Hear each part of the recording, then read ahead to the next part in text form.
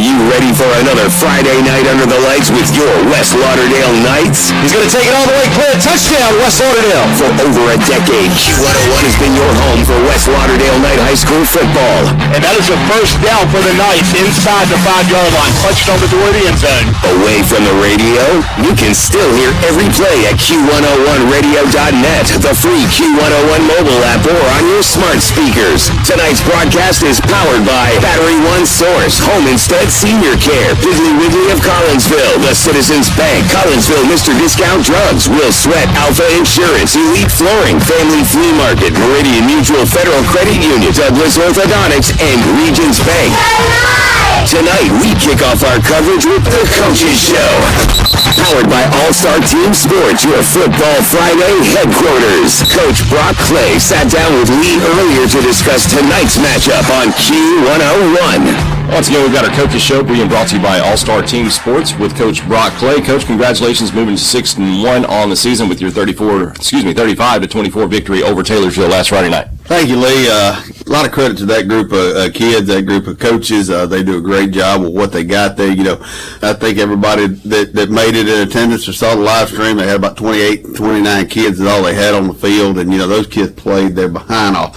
If you want to praise them even more, had one senior on the field Friday night. So, one senior. Coach, not only that was your 60th win as a head coach, but that win also got the Knights. I don't know how many people respect this enough, but got the Knights to a 500 record, overall record, 319 wins, 319 losses. And that's saying a lot, knowing the history behind West Lauderdale football. The 60 I hadn't even thought about as far as, just to be perfectly honest with you, but the getting to 500 is yes.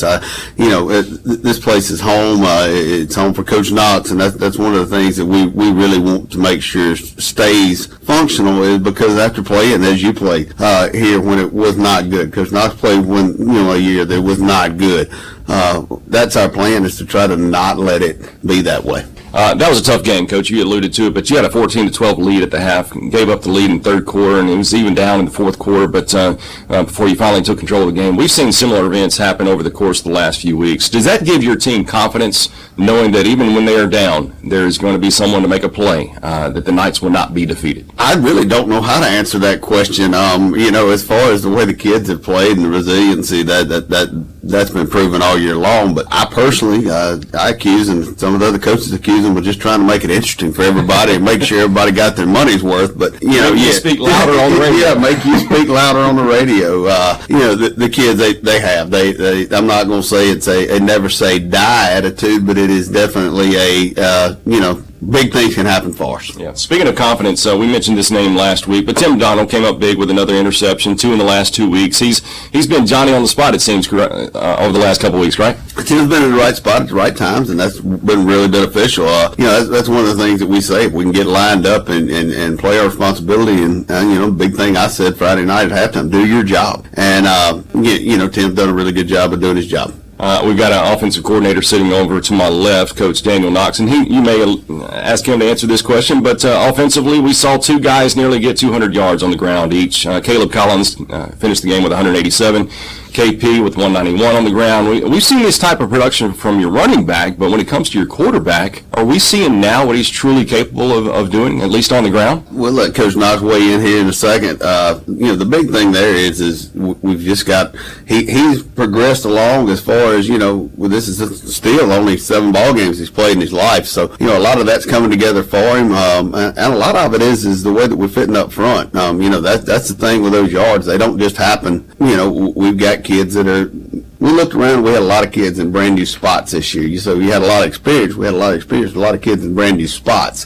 About eight kids on both sides. So it just took a little time for those things to gel and come together. And I think right now, that's the thing with rushing. Everything's got to fit, and everybody's got to do their job. You just mentioned something, playing different spots, and you find this in the offensive lineman. And you for a fan, looking on the outside, then what's the problem? You playing from the right side or left side, left guard, right tackle, whatever it may be. You got guys playing on different positions, maybe from last year to this year.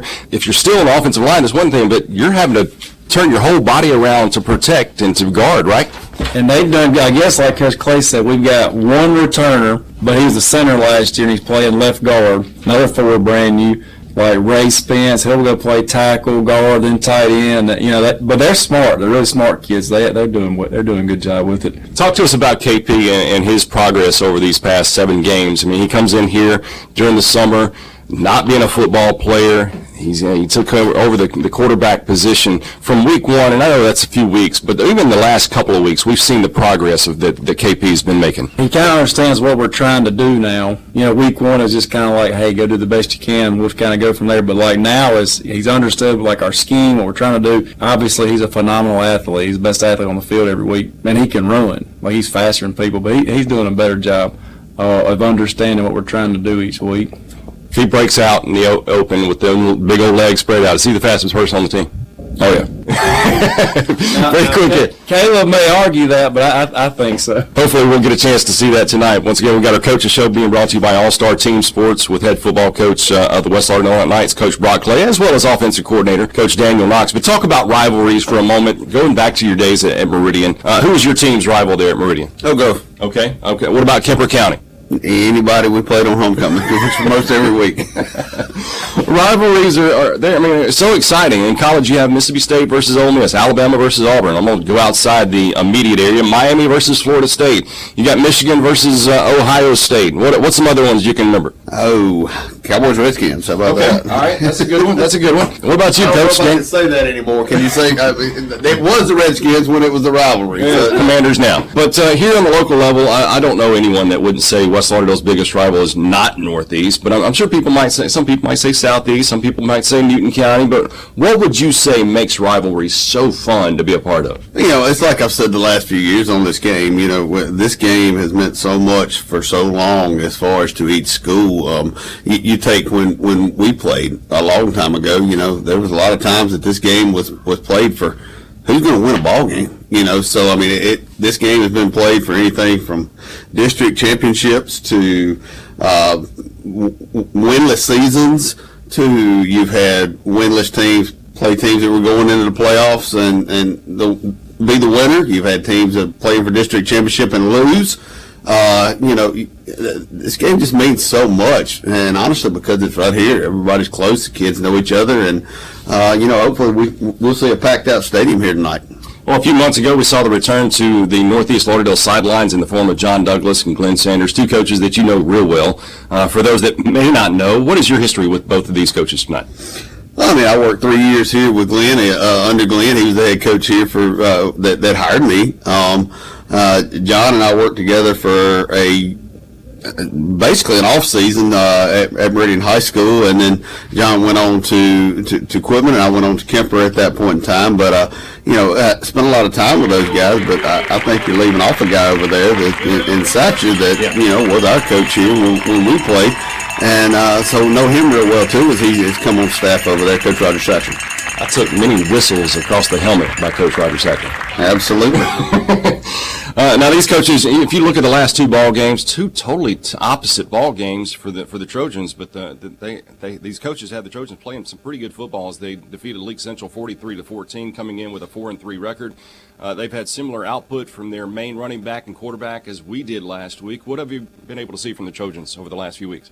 Very explosive run game as far as both those guys can go a long way in a really short period of time, and that's what you saw out of them last week. Ran a lot of stretch read type stuff with the quarterback and the running. When you got 2 guys that can run that like they can, it really is beneficial to you. It spreads you out in a different direction. So you got to be sound up the middle and strong on the edge. So that's going to be interesting to see how this game plays out on that aspect of it with that new element added to their offense.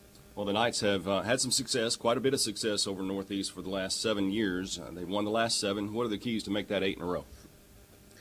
Oh, I mean, I don't think they're much different than the last few. We've got to take care of us as far as, and when I say that, I mean we've got to not play behind the chains. We've got to not make dumb penalties, prolonging third downs, putting people back on the field third downs. Those have been the 2 biggest things for us all year long as far as, playing behind the chains on offense. Defensively, we're getting a 3rd and long and leaving them on the field. So we've got to get off the field, which leads to field position and not turn the football over as well. So Well, good luck tonight, Coach. Thank you, Lee. Do you have to thank anybody for the pregame? We do. We've got the Luke and the Shannon family who are, it's always kind of a yearly treat going on right now for us. They'll be feeding us, and that's always a fabulous thing. The family shows up, and they do a great job with it, and I can't thank them enough. All right, once again, we've got your coaches show that's concluding, being brought to you by All-Star Team Sports. And then coming up, we've got your pregame show sponsored by Battery One Source and Home Instead Senior Care. It's all coming your way on Q101.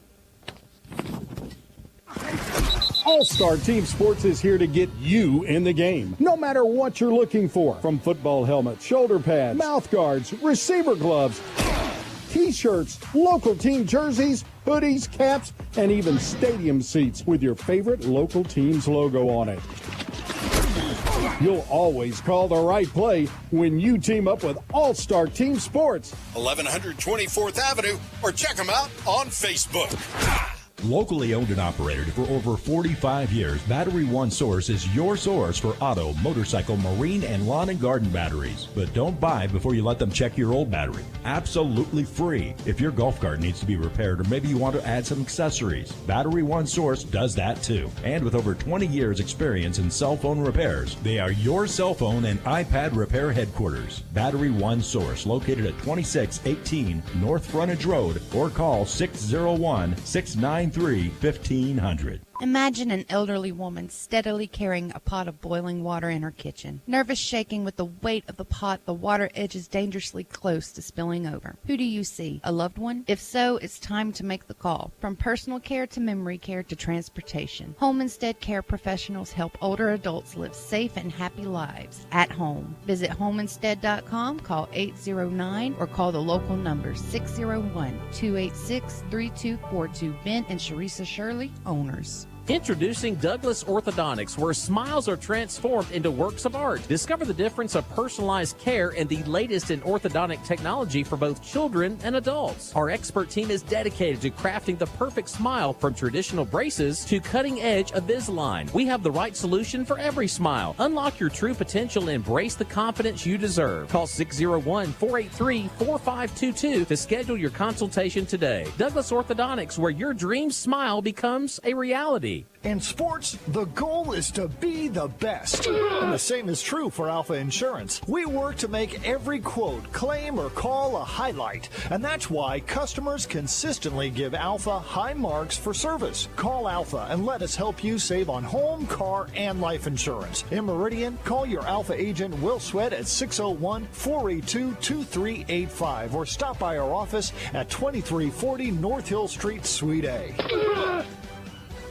As the leaves change colors and the air turns crisp, it's time to welcome the beauty of fall into your home. At Elite Flooring, we're ready to transform your space with the perfect flooring options for the season. From rich hardwood to plush carpets, our selection will bring the essence of fall indoor. Whether you're hosting a fall feast or simply enjoying a silent family dinner, our durable floors will stand up to the demands of the season. Elite Flooring, embrace the beauty of fall. Visit us today and let Elite Flooring be your partner in creating a home that celebrates the splendor of fall. Collinsville, Mr. Discount Drugs, your local pharmacy and gift shop, thanks you for your continued support. Whether you shop with us in-store, through our app, over the phone, or in our drive-thru, our team will provide the best personalized customer service experience you expect from your local pharmacy. When you call or message us, you are promptly greeted by the Mr. Discount team that's ready to help. When you choose our pharmacy, you're choosing a locally owned pharmacy that cares about you and your community. Collinsville, Mr. Discount Drugs, makes a difference.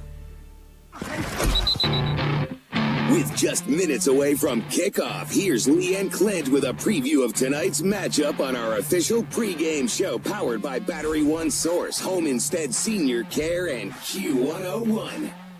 Well, welcome to the kingdom as we are entering into week 8. Can you believe that, Clint? Now, why does high school football season just come and go so quick? You want to know my favorite part about being in week 8? I'm in shorts and in short sleeves, but it feels good outside. It does. Great football weather. This is last week, kind of. This week is the first, I feel like, true football weather Friday night, and I'm excited about it. more than that, very exciting for a rivalry. Of course, we just talked about that during the coaching show just a few moments ago, being brought to you by All-Star Team Sports. And once again, thank you for sponsoring our coaching show. But here we are in the pregame show, being brought to you by Battery One Source. Got to see John Dupont just a few moments ago. He's up in the press box. Also, Heaven State Senior Care. Thank you very much for helping us out in our pregame show this year. But we are just about 18 minutes away, 16 minutes away, excuse me, from kicking off this wonderful matchup between Northeast Lauderdale and West Lauderdale, a matchup that's been going on. You can go all the way back to 1962. There's a couple of years in there that they were not able to play each other, but the early 2000 era. But go ahead. No, I was going to say, I actually went back and counted a few minutes ago. From 1962 to 2023, 4 years that we did not play. 2 in the mid-2000s, I think it was 03 and 04, and then a couple in the 70s and 80s, if I'm not mistaken. And I could go through all the logistics of why they didn't play in the early 2000s. Well, we're not going to do that. But I'm just glad that those type of events have not happened since.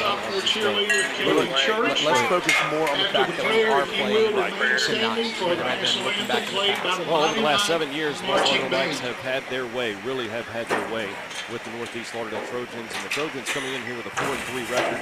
I'll tell you how they got to that 4-3 record. They actually started out with a 3-game win streak, defeated Pulahatchie 38-7.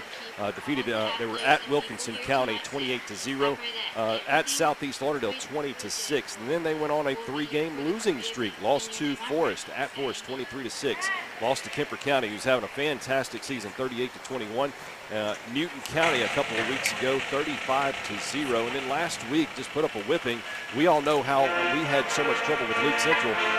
They defeated League Central 43-14. Once again, 43-14 as they once again 4-3 record coming in here, scoring 156 points, giving up 123. And we know some of those coaches that have helped out the Northeast Trojans. We know DeGlenn Sanders, who is offensive coordinator as well as head coach here in Collinsville for many years. And we also know another coach that's over there, Roger Satcher, as we talked about during the coach's show. I remember Coach Roger Satcher. He was always the, I guess you would call, we didn't really have offensive, defensive coordinators back then, but they were just different coaches out there. But anyway, Coach Roger Satcher, really beloved man here at West Lauderdale for many, many years. Early 80s all the way up until 1993 is whenever he left the West Lauderdale Knights. And I'll never forget, Coach George actually took his spot. Coach Alex George took his spot after he left. So just a wonderful, loved man, Roger Satcher. He went on to coach at South Jones a few years ago. He was the head coach at South Jones, and now he's back in Lauderdale County as an assistant coach with the Northeast Lauderdale Trojans. So these coaches, Coach Roger Satcher coached Brock Clay, head coach of the Knights, coached him while he was here. So there's a connection. Coach Sanders hired Coach Brock Clay. So there's another connection. Coach Sanders coached Daniel Knox. And then, of course, John Douglas and Brock Clay know each other real well. So looking forward to a great game tonight. Northeast Trojans 4-3, West Lauderdale Knights 6-1. Winner of this game, quite honestly, could be sitting 1 or 2 in the division. I know Newton County right now has got 2-0, but anything can happen. And I know Newton County's got the leg up on Northeast. But the winner of this game, very important, because there's only 4 games within the district.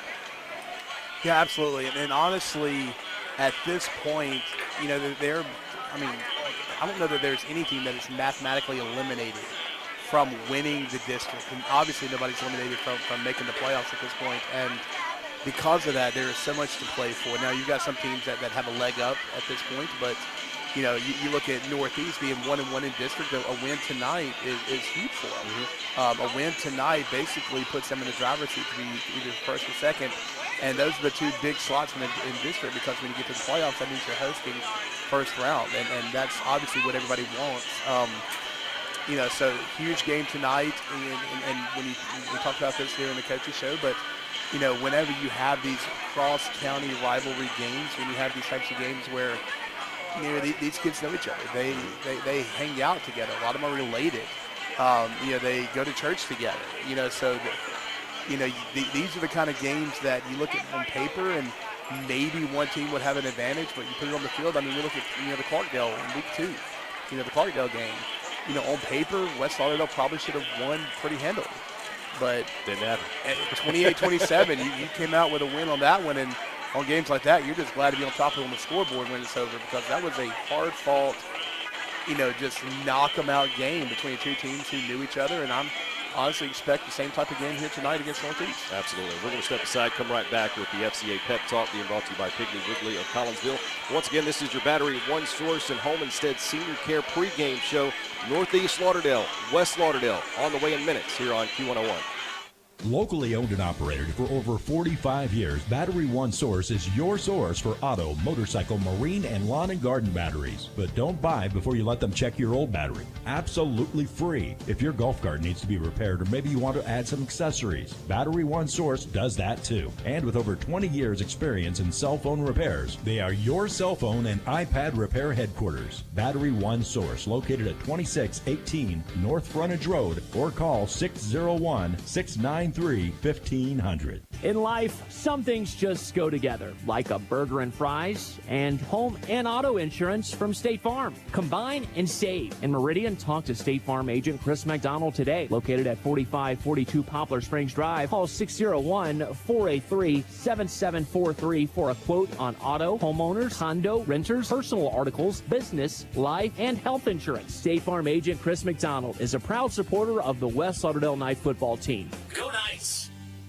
Imagine an elderly woman steadily carrying a pot of boiling water in her kitchen. Nervous shaking with the weight of the pot, the water edges dangerously close to spilling over. Who do you see? A loved one? If so, it's time to make the call. From personal care to memory care to transportation, Home Instead Care professionals help older adults live safe and happy lives at home. Visit homeinstead.com, call 809, or call the local number 601-286-3242. Ben and Sharisa Shirley, owners. Show your West Lauderdale spirit while benefiting the school with a School Spirit debit card from the Citizens Bank. Go Knights! Use your West Lauderdale School Spirit debit card as a credit transaction, and for every signature purchase, the Citizens Bank will donate 5 cents to the school. Boost your school spirit with every purchase by using your West Lauderdale School Spirit debit card from the Citizens Bank. See Mike Shelby and the staff in Collinsville at the Citizens Bank, or call 601-626-7608. Member FDIC. You want the best of the best on your team,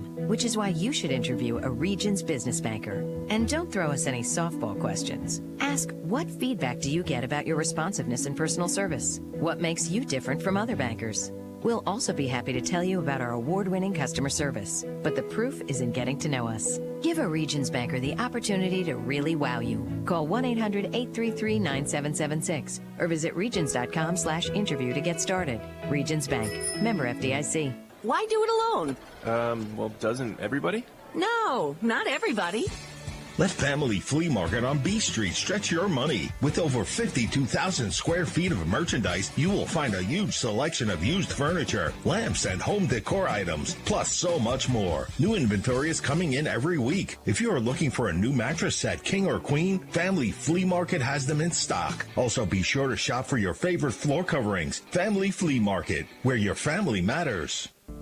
Do you need a low-rate loan? You can trust Meridian Mutual Federal Credit Union. We have competitive rates on tailored loan options for cars, home renovations, and debt consolidations. Stop by Meridian Mutual for your loan today. Shop Piggly Wiggly of Collinsville now through Tuesday for these great specials and more. CAB sirloin tip roast, $5.19 a pound. Family pack pork steaks, $2.29 a pound. 38-ounce Stouffer's lasagna, $8.99. 12-pack Coke products, only $5.99. 5-pound bag russet potatoes, $2.99. And 1-pound Bluebonnet spread quarters, 2 for $3. And don't forget about steak night, Thursdays from 3 to 7 at Piggly Wiggly in Collinsville. Piggly Wiggly. Now with your FCA Pep Talk, sponsored by Piggly Wiggly of Collinsville on Q101. I'm Tyler Smith with the Fellowship of Christian Athletes in the Greater Meridian area. One of the most difficult things that I have dealt with growing up in the faith was understanding what belief in Jesus actually meant. Don't get me wrong, it's a fairly simple and easy thing to do, but because it's intangible, my mind often confuses what it means to be saved. You see, if a runner who runs in a race stands still, he'll never find victory in his sport. In the same way, it's vital that we too correctly progress in this race of life. How do you run correctly in your faith? Well, Galatians 2:16 says, "Yet we know that a person is not justified by works of the law, but through faith in Jesus Christ." Contrary to normal belief, Working hard will not make you right with God, nor will intellectually being convinced that Jesus actually existed. Belief is understanding and dwelling on the reality that God himself paid it all on the cross. Placing your faith in Jesus' promises that it is finished, and all of your wrongdoing is made right. Now you can correctly run your race to obtain the upward call of God in Christ Jesus. Tune in next week for another FCA Pep Talk on Q101. WJDQ Meridian and Collinsville. Your hit music connection and home for West Lauderdale Knights football is Q101, a service of Digio Strategies. And we are back here at the Kingdom, just a couple minutes away from kickoff. The Trojans of Northeast Lauderdale already running onto the field. And here come the Knights as well as they run through the helmet, being led out by the cheerleaders. Always a great thing to see. If you're not able to be here live, man, I can't do it justice just with words as they run out on the field. While we were in our break, we did have our captains on the field for the coin toss. The captains for Northeast Lauderdale are number 65, Asa Satcher, and number 1, Jace Jemison, number 11, Trey Brock, and number 10, Jalen Grace. For your West Lauderdale Knights, the captains are number 4, Caleb Collins, number 7, Caden Peoples, number 25, Cade Germany, and number 24, Jet Calvert. There actually was a guest on the field tonight during the coin toss, honorary captain Craig McDonald. For those of you who have been a fan of the Knights for a while, that name should sound familiar. Craig McDonald was a standout athlete. He graduated back in 2009, played ball here for all 4 years. He goes on to Belhaven University and has a stellar career there, so excited to honor him during the coin toss. Northeast Lauderdale did win the toss, and they deferred to the second half, so your Knights are on the field ready to receive the opening kickoff.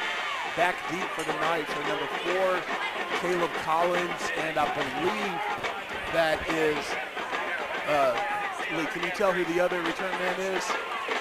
Collins and when we get the number, we'll let you know. But either way, they're standing on their own 15-yard line, ready to. It's going to be 30 yards. Okay, is that who we have? Yep. All right, but they're on their 15-yard line, ready to receive the kickoff, and we are officially underway. High end-over-end kick's going to be returned by Collins on the 15. To the 25 to the 30. He may break this one, Clint. He's up to 45. 45 for the opposing team, opposing the field. Took that one all the way from the 10-yard line all the way up to the Northeast Lauderdale 43-yard line. What a route of return from Caleb Collins. Absolutely. There was nothing real special about that. Just the return team doing a great job clearing out the lanes. He took that right up the middle and big return. So great starting field position for the Knights here to start this game. On what Lee, like you said, on the opposing 42-yard line. So they're going to start on Northeast 42. And you know, if you're looking at your radio, they are moving left to right. Black helmet, black jerseys, gray numbers, white pants with a stripe down the side. KP going to break the head on the sideline. One receiver, far side, one to the receiver, this near side. Caleb Collins with the handoff reverse. And going to be a pass from KP. Takes it back and look at this. Cooper Luke going to walk into the end zone. He received the football at the 15-yard line. Nobody covering Cooper Luke, and he'll walk in the end zone. I want to make sure everybody listening understands. He was not speaking hyperbole. He walked into the end zone. There was nobody within 30 yards of him. And this may be the best thing that they could have done all night is score first, was knowing how dangerous this Northeast Lauderdale team is. They may go for 2 here. They may definitely go for 2.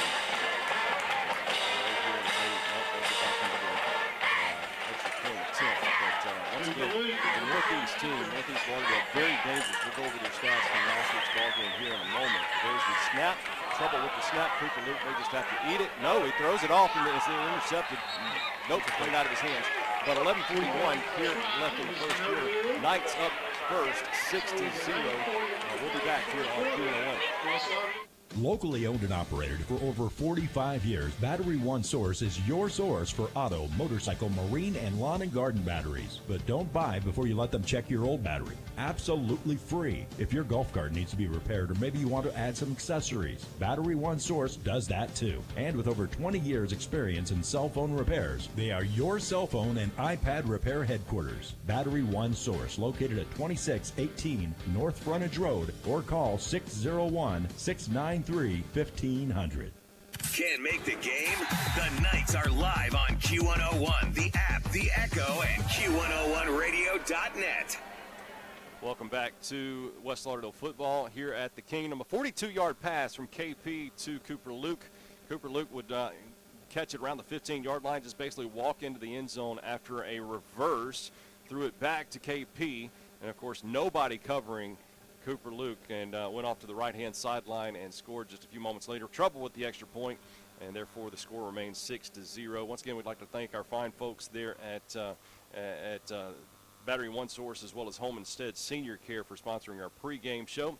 And Kickoff going to go into the end zone for a touchback. But what I was alluding to just a few moments ago, how it was that might have been the most important play of the football game, is getting on top first as far as into this football game. You've got a very dangerous running back who ran for 18 times for 184 yards in last week's ball game, 4 touchdowns, and then you have a quarterback that ran the ball 12 times for 147 yards and 2 touchdowns in last week's ball game. So a very dangerous offensive weapon for the Northeast Trojans, once again wearing their gray helmet. You got one receiver that's about 10 yards ahead of everybody, but no, he fixes himself. White jerseys, white pants with a red outline. Quarterback Jace Jemison in the shotgun formation tries to get the Knights to jump off sides, but the Knights are smart on the play. Got a running back to his left, 2 receivers to his left as well as they move right to left on your radio. First down and 10 for Northeast. Put it in the belly of the running back and goes right up the middle, and that's what you've seen week in and week out. The team that the Knights face will test the Knights defense up the middle quite often. Second down, 7 to go, as it was a 3-yard pickup, Clint. You know, Lee, you were talking about the importance of scoring quick, and I think a lot of that plays into, we look at the last 2-3 games, you know, we've gotten off to a slow start. Mm-hmm. You know, so how important is it that you're able to, 19 seconds into the game have a lead? Go ahead and establish that early. Now, nice crowd in the box. Quarterback will take it himself. Jace Jemison goes right up the middle. Gets about 3 yards. Going to gain, once again, about 3. Make it 3rd down and 4, maybe closer to 3rd down and 3. We'll see where the official spots it. Yeah, they're going to give him credit for a 4-yard gain on that quarterback keeper. And, man, that may be that's close to a 3rd down and 2. But they are going to say 3rd and 3 here on their own 27-yard line. So, once again, Jace Jemison, as well as the running back, Arian Johnson in the backfield, and Johnson will squirt free for a 1st down. He gets up close to the 35-yard line. Once again, the Trojans defeated Leake Central last week very handedly, but the week before, Newton County very handedly defeated the Northeast Trojans 35-0. 1-1 in the district, 4-3 overall. 1 receiver left, 1 receiver right for the quarterback Jemison. Jemison will hand it off up the middle, as Johnson will get about 6-7 yards on that play, so to bring up 2nd down and 3 to go. Yeah, you look at the record of Northeast Lauderdale, and when they're good, they're very good. And, and honestly, on the other side of that coin, when, on the games that they've lost, they haven't, they've been kind of bad. Right. So, they are a very good, they're a very streaky team. 2nd down and 2, actually, as Johnson gets the handoff, and he gets upended, but not after a 1st down. He gets to midfield, so Trojans continue this drive that began on their own 20. Yeah, they're going to mark him right on the 50-yard line. So 1st and 10 for the Trojans, knocking on the door of getting into Northeast West Lauderdale territory. Receiver on each side of the field for Jemison, but hands it off right up the middle. Pickup of 2, maybe 3 yards is Johnson. Yeah, there hadn't been anything real fancy about their offensive scheme so far, other than one quarterback keeper, which was probably more of a read option play. It's been all dives straight up the middle, and they're picking up 3, 4. I think one play they picked up 7, but been finding success right in the middle of that defensive line, running it up the middle. Trojans on the night, 48-yard line. 2 receivers left, also an H-back to that left-hand side, and running back to his left as well. He'll get the handoff. Goes right, though. How about that? Johnson goes right and gets maybe a yard and a half, 2 yards. So we'll call it 3rd down and 5. No, actually, they're going to mark him down at the 46. So 3rd down and 6 to go. Yeah, I believe they gave him credit for a 2-yard carry the first time and the second. So that's going to rightly bring up 3rd down and 6 on the Knight 46-yard line. And after that quick strike touchdown, we'll see what happens on this play. But most likely you're in a 4-down territory here if you're, the Trojans. Receiver on each side of the field for Jemison. There's a snap, handoff. Nope, quarterback keeper goes right up the middle, and he will get the first down. He will get the first down. That's he needed 6. He got about 6.5 as the drive continues to push further into Knight territory. That ball is sitting just on the opposite side, in the inside portion of that 40-yard line, and that's all he needed. Same formation for the Trojans. Handoff goes right up the middle. Jemison hands off to Johnson, and Johnson gets it inside the 30, about a 10-yard pickup. Again, nothing real fancy about this offense. I don't know that they've ran it outside the tackles yet. And that's – go ahead. I was going to say everything has been, a straight dive, handed off to the running back, or like you said, Jemison's kept it twice, I think, but everything's been right up the middle, right at the heart of this defensive line. Jemison will hand it off to Johnson again, maybe about a yard and a half, as he just kind of tripped over there in one of his lineman's feet there. I think he fell forward. They're going to give him credit for about a 3-yard carry. And that's something that the Knights have really struggled with. We've talked about it before, but first quarter, second quarter, the Knights have struggled heavily out of the gate with runs up the middle. 2nd down, 7 to go. Receiver on each side of the field for the Trojans. Number 1, Jemison will hand out. Nope, quarterback keeper goes right up the middle. He'll be tripped up after a gain of 2. It looks to be maybe 2.5, 3. 3rd down and 4 to go. But again, he kept it right up the middle and able to pick up, making it a 3rd down and manageable, 3rd and short to mid-range.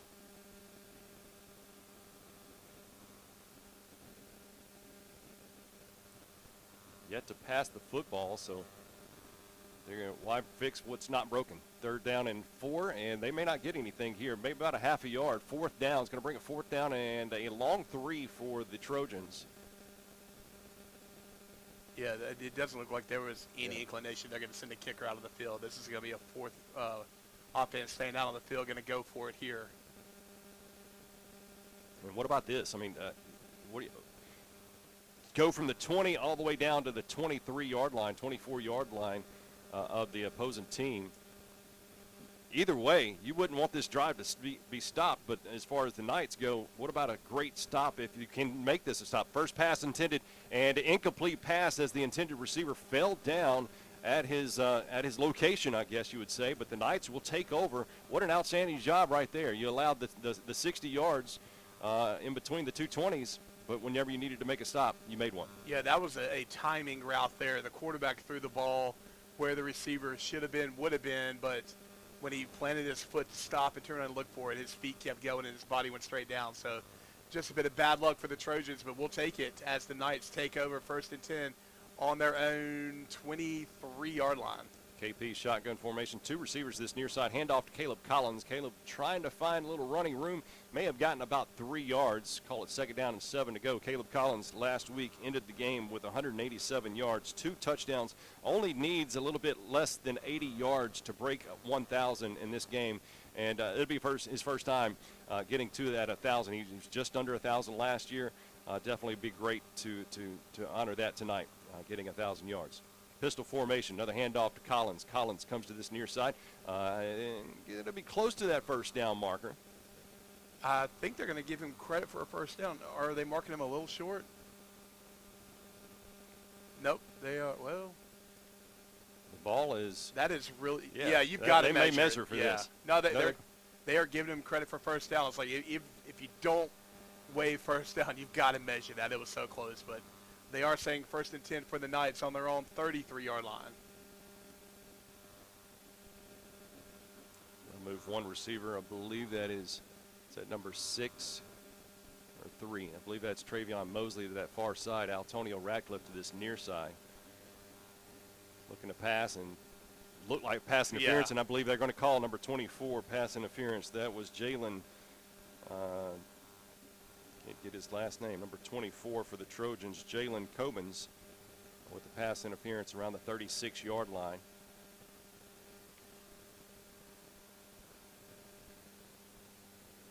And that's what the call is. Once again, flag on the play being brought to you by Chris McDonald, State Farm agent. Of course, he was out on the field just a few moments ago, Chris McDonald. We talked about Craig McDonald. We did. Yeah, Craig, like you said, just had a stellar career. Graduated in 2009, went on to play for Michelle. I believe played all 4 years ago, if I'm not mistaken. Had a great career there. If you're ever in the field house, over to my left, as we look at the field house, they got a nice little picture of Craig in his uniform there in the field house. And in motion is number 3, Antonio Radcliffe, to get the handoff is number 4. Caleb Collins goes right up the middle as he crosses over into Trojan territory around the 47-yard line. So second down, 5 to go. Maybe a little bit more than 5. We'll call it second down, long 5. Just getting strong running there by the offense. You had a little bit of a trick play to open up for Jalen for a 42-yard pass touchdown. And this drive has been nothing but right up the middle runs. Pistol formation for the Knights, at least initially, but they'll move Caleb Collins to the left-hand side of KP. KP hands it off to Caleb Collins. And Collins right up the middle, and he breaks free for another Knight first down before being pushed back. It's all the way up to the 37-yard line. Before being pushed back, and Caleb Collins once again has a nice night so far. A great first play of the game. Nice run back into Trojan territory. First down, West Lauderdale. Knights would score moments later. The Knights lead 6-0 with 4 minutes and 13 seconds. Extra point was no good, but the touchdown went for 43 yards for KP to keep it loose. KP, quarterback keeper. KP in the 35, near the 30-yard line. They have just stopped inside the 30. They're going to stop him right there on the 30. So second down, 2 to go. Yeah, I believe that was going to be an option play. They had it pitch back to Collins. This is a seam right there. Cut it up and big run for the second down and 2. Increase all the way 30-yard line. They know that vision. Could have pitched it out. But when you're able to see the whole, see the single, take that picture of the run. Good smart play to tough it up. High formation on second down and 2. Looking to pass. That was KP. KP going down deep and just overshoots his intended receiver. That being number 3. I'll tell you that. When you pick up that kind of yardage on first down, you're shooting them in short. Kind of opens up the playbook to where, even if you do, fall completely, throw down in short yardage, and you've been able to move the ball on the ground. You have all the confidence in the building, the offense and the offensive line, that you'll be able to pick it up. So, take the shot on second down, if they work out, you're back here on 30. So, see that inside for KP. Collins right there to his right. He gets the handoff, but he gets hit hard at the line of scrimmage. They have even lost about a football length. And here comes fourth down, long 2. And we'll bring in a heavy package here to get those 2 yards. And the Knights lead 6-0 on a 43-yard pass from KP to Cooper Luke. Knights' second drive after they stopped the Trojans on the Knights' 23-yard line. Here's fourth down, long 2 to go. KP gets the first down and more. KP quarterback keeper goes right side of the offensive line and gets the yards he needs, and plus about 3 or 4 minutes. Yeah, he did the 2 yards. He did credit for about 6 yards. He did the second right carry there. We got first and 10 for the Knights on the northeast 23-yard line. He's a handoff to, I believe that's Trayvon. No, that's Trayvon Mosley. Going to be a flag on the play. Flag on the play being brought to you by Chris McDonald, State Farm insurance agent. I believe it's going to be holding against the Knights. Trayvon Mosley on the field. There is a flag. You can see it from up here. As soon as that flag through, you knew what was coming. So that's going to back the Knights up behind the sticks. Going to go from what would have been a second down and short yardage. Going to go first and long. Knights and the Trojans. One penalty for each team so far in the first quarter. Knights have been plagued by penalties in the last couple of years. Yeah, Taylorsville felt like we either had a false start or a holding maybe on the line. First down, about 13. Ball is just on the outside of the 25-yard line. KP overlooks his field. They'll try to pass, and they'll give you a flag as well. KP tight ropes around to the 10-yard line, but not sure what the official saw. It definitely looked like in the vicinity of a receiver and DB. Yeah, that not sure what we saw. That may be a defensive one against the cornerback, but we're waiting on the official signal here. As KP was looking in that direction, it's going to be holding against the defense. That's what it is, and that's going to flag on the play, being brought to by State Farm Insurance Agent. Not to toot my own horn, but I am 2 for 2 on calling the penalty before the referees here, so. I know that.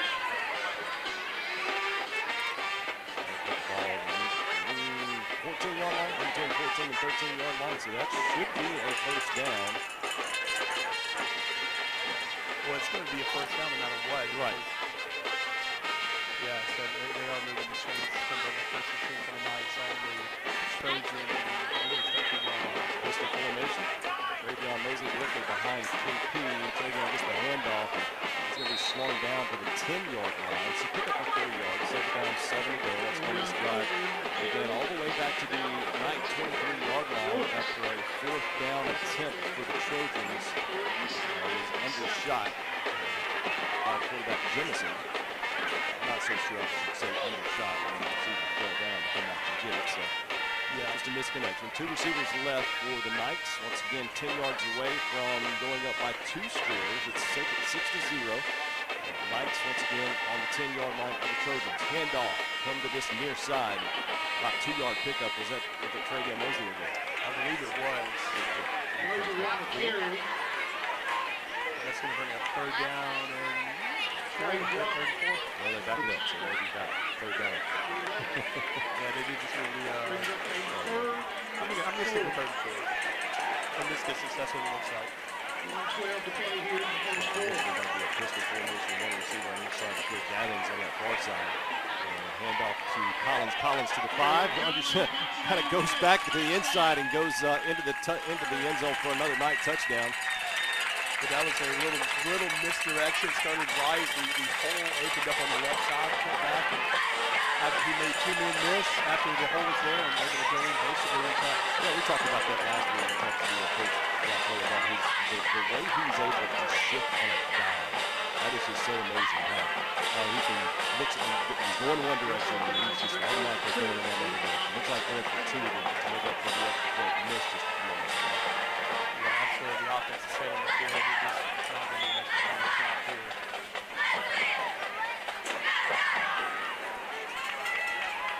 So 43-yard touchdown pass to go along with a 10-yard touchdown run. Knights going for 2 here. KP looking to shoot it to number 3, Altonio Ratcliffe, and it is connection made. So a 2-point conversion is good.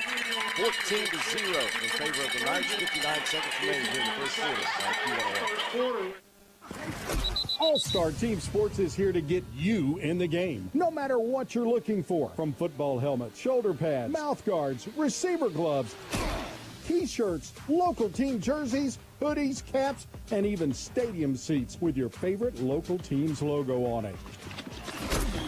You'll always call the right play when you team up with All-Star Team Sports. 1100 24th Avenue, or check them out on Facebook. Hey, we're your West Lauderdale Knight class of 2024, and you're listening to Q101. Welcome back to West Lauderdale football. After a 10-yard touchdown run, Caleb Collins. Knights go up by 2, scores 14-0. Knights took it 77 yards on that particular drive.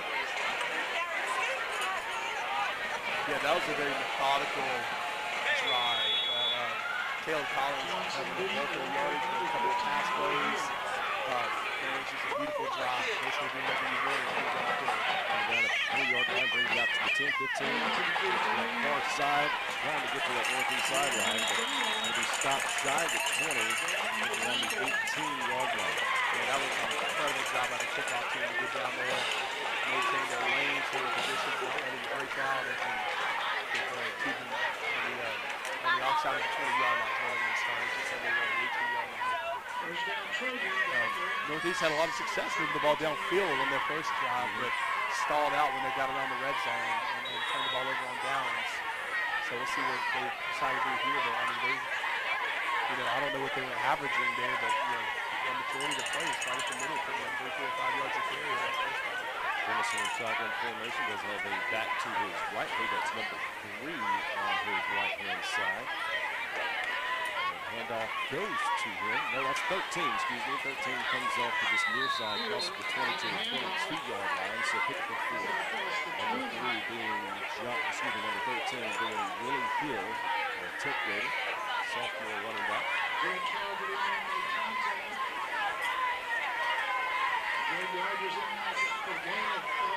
A lot of teams on the field tonight. I'm aware. Like, I'm looking over the student section, breast cancer awareness, just all over. You can't help but notice and look around. The whole student body is dressed in pink. Handoff goes to number 13. Once again, goes to that far side, crosses the 25-yard line, and that's about it. So it's been a third down and short. Third down, 3 to go for the Trojans.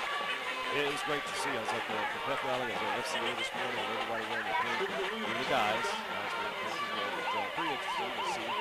Just the entire student body. That's the end of the first quarter. We'll step aside. It's pretty interesting to see the entire student body spot observing breast cancer awareness. We're going to step aside once again. Score 14-0 in favor of the Knights. We'll be back for the second quarter. Imagine an elderly woman steadily carrying a pot of boiling water in her kitchen. Nervous shaking with the weight of the pot, the water edges dangerously close to spilling over. Who do you see? A loved one? If so, it's time to make the call. From personal care to memory care to transportation, Home Instead Care professionals help older adults live safe and happy lives at home. Visit homeinstead.com, call 809, or call the local number 601-286-3242. Ben and Sharisa Shirley, owners. Q101, your home for West Lauderdale Knight football. And one quarter is in the books for the West Lauderdale Knights and Northeast Lauderdale Trojans. And West Lauderdale Knights have defeated the Trojans 7 straight years. Look to go 8-0 over those last 8 years. Knights are 14, Trojans 0. Trojans' second drive of the football game. Third down and 3 as they now move left to right. Ball is spotted just on the outside of their own 25-yard line. Trojans got to the Knight 23 a few moments ago, but turned the ball over on downs. Jace Jemison looking for the quarterback keeper. He may have gotten it. I believe they're going to give him credit for a 3-yard carry on 33. Yep, there they go. The first down. So got exactly the yardage needed to bring up a first down for the Trojans on their own 28-yard line. One receiver to the left, one to the right. Back to his left as well. Jemison handoff. Goes right up the middle once again. And they're going to be a heavy dose up the middle run game. It's going to be a pickup of 2 yards. Again, not really veering off the game plan that they came in with and when they had a lot of success with in the first Aaron and Kyle made sure to tell me that. Swinging it right down the middle on this West Lauderdale defensive line. They got 2 yards on that. Second down and 8. They'll move those receivers to the left-hand side, to that sideline of Northeast. They move left to right. He's running back to his left as well. Speaking of number 13, that sophomore running back in the football game. As Jemison looks over the field, throws, and intercepted Cooper Luke, gets up to the 33-yard line. Knights once again will take that football away and be in great field position. Absolutely. After that interception, they're going to take over. They're going to mark him on the 33-yard line. That's really great. And second time out of 3 drives where they're starting on the northeast side of the 50. So tonight, in this first half, they've had great opening field position. Although the second drive, deep in their own territory, able to take it down and then drive the field.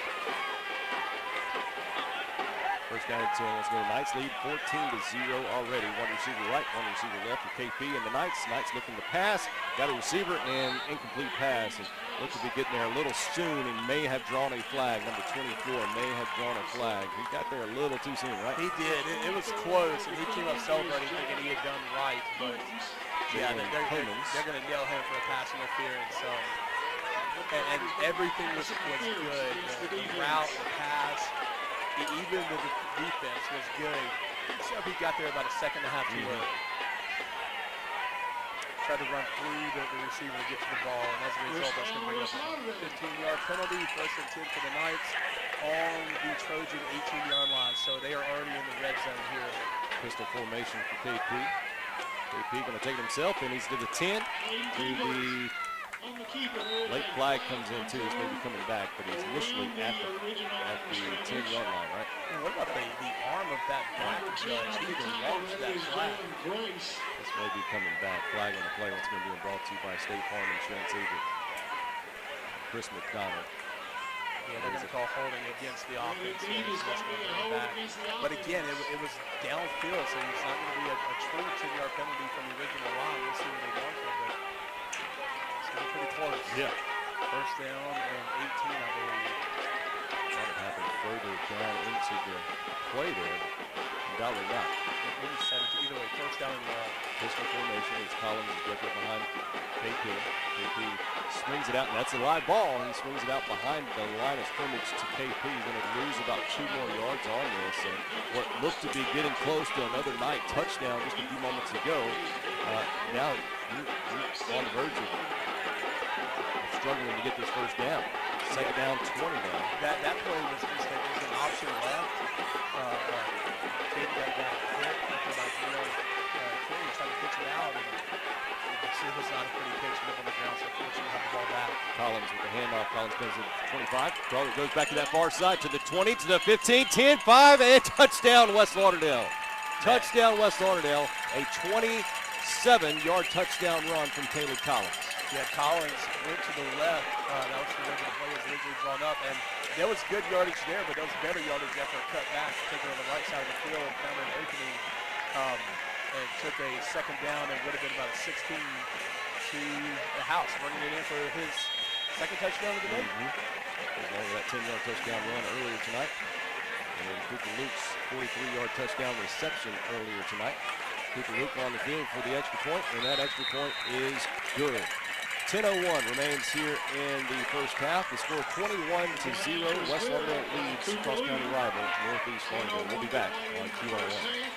Introducing Douglas Orthodontics, where smiles are transformed into works of art. Discover the difference of personalized care and the latest in orthodontic technology for both children and adults. Our expert team is dedicated to crafting the perfect smile, from traditional braces to cutting-edge Invisalign. We have the right solution for every smile. Unlock your true potential and embrace the confidence you deserve. Call 601-483-4522 to schedule your consultation today. Douglas Orthodontics, where your dream smile becomes a reality.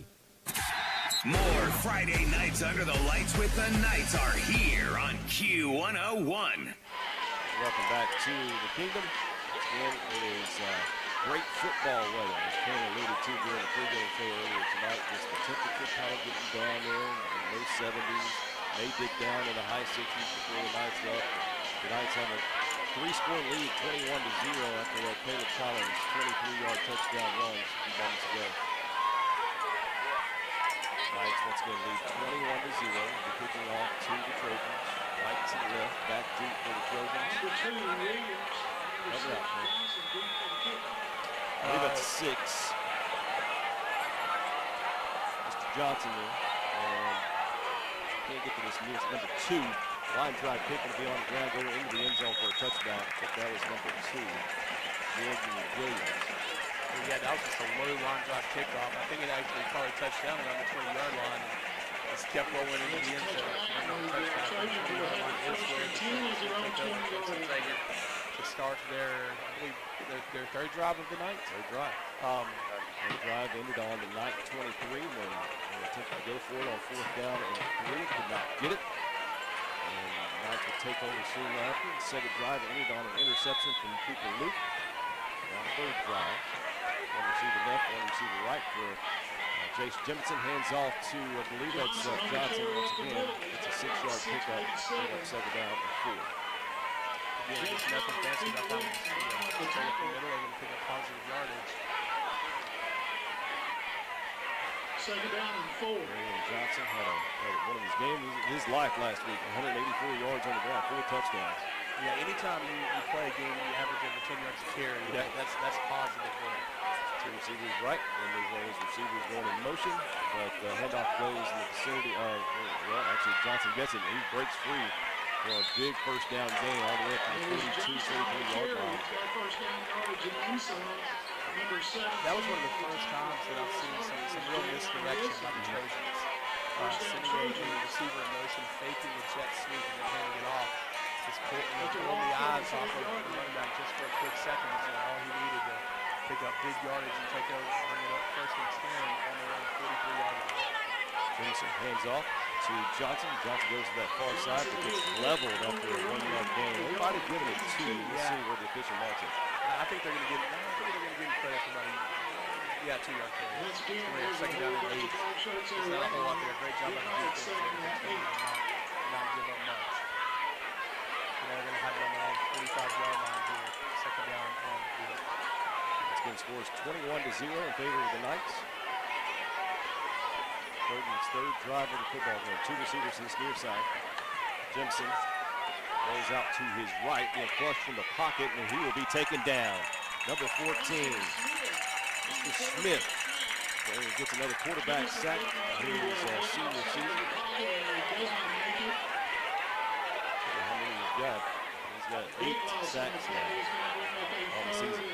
Great job by Smith. Track him down, not to give up, and he was trying to elude him. There's no doubt about that. But one of these held on, bring him down for a big loss. That's going to bring up third down and 21, I think. One receiver right, one receiver left for Jemison. Looks to his left to throw, going deep. He does have a receiver and incomplete pass. And bring up fourth down, 21. Definitely a punting situation for the Trojans. Yeah, they are sending the punt team out. So 3 drives, turnover on downs, interception, and now a punt. So the defense playing one of their better games I've seen all year, at least in the first half. So great job of the defense punting situation here. As we have, who's that? Is that Trevion? Late. Well, I thought, I'm sorry. Is that 13? 13 for the Trojans. Willie Hill, punter. A good one. Going to go out of bounds, and that's who catches it. Cooper Luke, right at 40. He's going to catch it at the 44, but it might have went out of bounds before that. Yeah, they're going to mark it down right at the 42, I believe. So again, 3 out of 4 drives.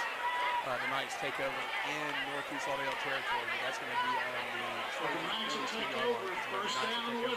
On their 4th drive of the night. So looking to add on to this lead here in the second quarter. Already camping out with a 21-0 lead.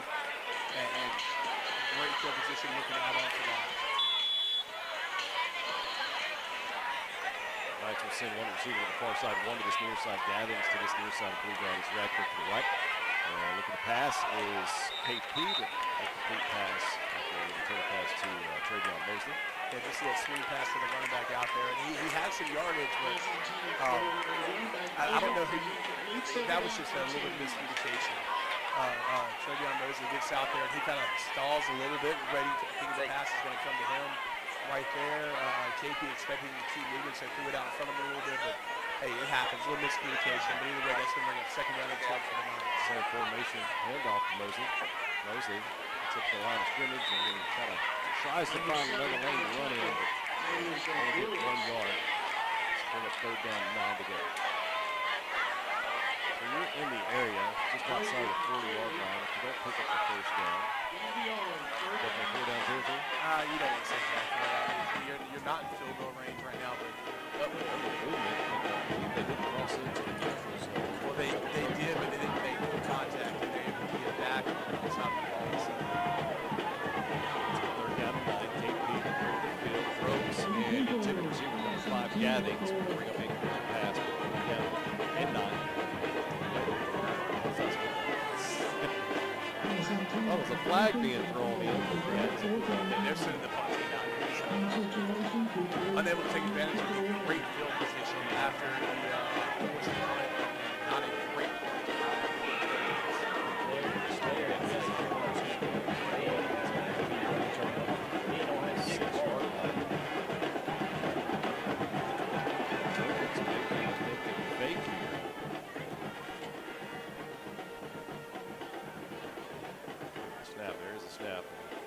rid of it. Down to the 6-yard line before bouncing into the end zone for. So almost a great punt, but took a little bit of a Trojan bounce. We'll say normally you call that a West Lauderdale bounce, but bounced deep and ended up going to the end zone. So that's going to bring up 1st and 10 where the Trojans will take over on the 20-yard line. And that's the reason why you see many coaches take a delay of game in those situations to give your punter more room, because you really don't have much room at all to do anything with that. Yeah, and basically that the line of scrimmage was about the 40-yard line, 41, I believe, something like that. I mean, so you only netted about 20 yards on that punt. But either way, the Trojans are going to take over on their own 20-yard line here on their 4th drive. 2 receivers left. Throws out to his receiver, and his receiver just could not grasp the football. Intended receiver was number 2. Mr. Williams, Jordan Williams. Yeah, that was just a little swing pass, very much like our first play from scrimmage on that last drive, and just felt incomplete, a little bit of miscommunication. Probably that one could have been called, but, falls harmlessly incomplete, bringing up 2nd down and 10 for the Trojans. Jimson shotgun formation, handoff to his running back, who gets hit right there at the line of scrimmage, may even been behind the line of scrimmage. No, they're going to give him credit to the line, but he got met at the point of Sean contact. Cole. Sean Cole comes up big with a hit there in the backfield. But, yeah, he does get up to the line of scrimmage. But Sean Cole. Yeah, great job by Cole, though, to able to shuck off his blocker, that offensive lineman, and meet the running back at the point of contact and drop him backwards.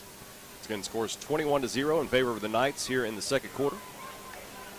Jemison looking over the field, looking to pass. He may be he's being flushed from the pocket. Still trying to find a receiver to throw to. Ends up throwing to number 2, incomplete pass. Going to bring up 4th down. 6 minutes left here in the first half. All right, so that was a great job of the defense to remember the scouting report. Remember what you saw on film, because you've got a quarterback who is very capable of scrambling and picking up big yardage. And rather than selling out and leaving open some lanes, you had guys who were staying home, who were shadowing the quarterback, not going to let him get beyond that line of scrimmage. And as a result, he was forced to basically throw it away, threw it to where nobody was able to get to it. Previous punt, not a good one. This one a lot better. Willie Hill puts his boot into it, and it's going to go all the way down inside the 40-yard line of the Knights to about the 38, 39-yard line. And that is where West Lauderdale is going to take over. They're going to mark it at the 39-yard line. Bring up 1st and 10. So, again, great job by the defense there. They gave up 0 yards on that one, forcing the 3 and out. The Knights will break huddle from the sideline. Once again, already up by 3 scores, 21-0, and a 43-yard touchdown pass, 10-yard touchdown run, 23-yard touchdown run. 2 receivers left. KP and the Knights. Hand off to Collins. Collins comes to this near side to the 40, 45, midfield, 45. Inside the 45 to the 44, 43-yard line, 44-yard line is where they'll say. Almost that 1,000 yards in the first half, doesn't he? He's getting really close. We're going to have to wait, and whenever we get the unofficial statistics at half, we'll let you know. But he may have it. I was going to say, I think he's got it, or he's really close. He had 9:26 coming into the game. He needed 74 yards. He picked up about 15 on that one carry. Another handoff to Collins. Collins to the 40. Collins to the 35. Inside the 35 to near about the 33-yard line. So another 12-yard gain. Okay, I don't know what I missed, but I'm looking at a couple of the coaches on the northeast side. One of them just spiked his hat into the ground. They obviously did not like what they saw over there, and it may have just been the fact that Collins is kind of running and doing whatever he wants over their defense right now. But after that 11-yard carry, I believe is what they give him credit for. It's going to bring up 1st and 10 for the Knights on the northeast 33-yard line. KP looking to pass, looking deep to Altonio Radcliffe. Touchdown, West Lauderdale. Beautiful pitch and catch there. Radcliffe he's beaten this guy by probably 5 yards. KP hits him essentially in stride about the 5-6 yard line, and he just strolls into the end zone. KP's 2nd touchdown pass for the night. Well, to go along with a 43-yard touchdown pass, how about a 33-yard touchdown pass? And a 2-point conversion pass. Right. I mean, you've got him on your fantasy lineup. Good job on that one. Here's the snap, hold is down, kick is up, and flirting with that right upright, but it's no good.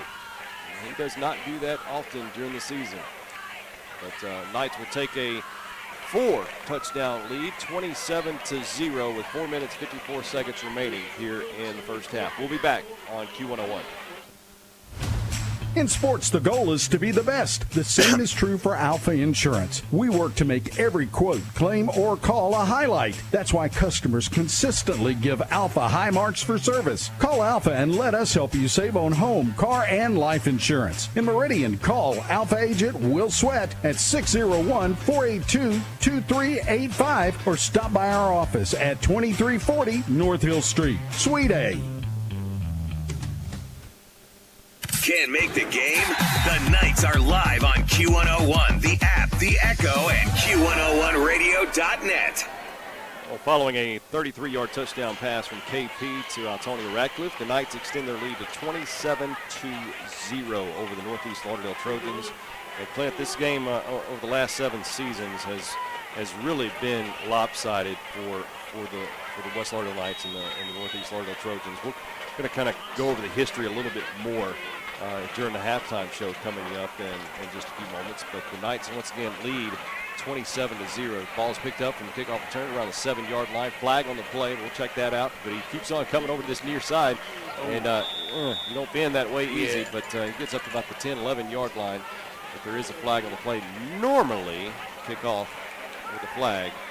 It's on the kickoff return team. Yeah, I believe that's going to be a hold. We're waiting on the official signal. But either way, that ball, it hit the ground and it just kind of stuck. And that's exactly what they did call holding. But that kickoff, good job by Cooper Luke to put it where nobody is. And it hit the ground and it didn't go anywhere. So he was already behind the 8 ball when he picked it up and basically running for his life side to side. And I think he netted about a 4-yard return, and then that's negated, going to be back down to the 5-yard line after the holding penalty. So the Northeast already in a lot of trouble, and they are deep in their own side of the field right now, taking over 1st and 10. Once again, flag on the play being brought to you by Chris McDonald, State Farm Insurance agent. Knights defense pitching a shutout so far in this first half, 4 minutes, 46 seconds. 2 receivers to the far side for Jemison and the Trojans. Quarterback keeper goes to that far side. And he gets some running room all the way up to 20, 25, and out of bounds. See where they marked him out of bounds, around the 26, 27-yard line. Nice run by the quarterback, Jace Jemison. Absolutely, exactly what you needed when you're pinned down deep and you see the your heels on the end zone. You know, you've got to find a way to get out of there, and he got out of there and then some more. Probably, can we say that that's their biggest, play from scrimmage of the night? Over those 2 receivers to this near side. Jemison does have a back to his left, and that is Johnson. Johnson with a handoff. And being stopped initially, goes off to the far side and picks up 2 to 3 yards. Bring up 2nd down, 7 to go.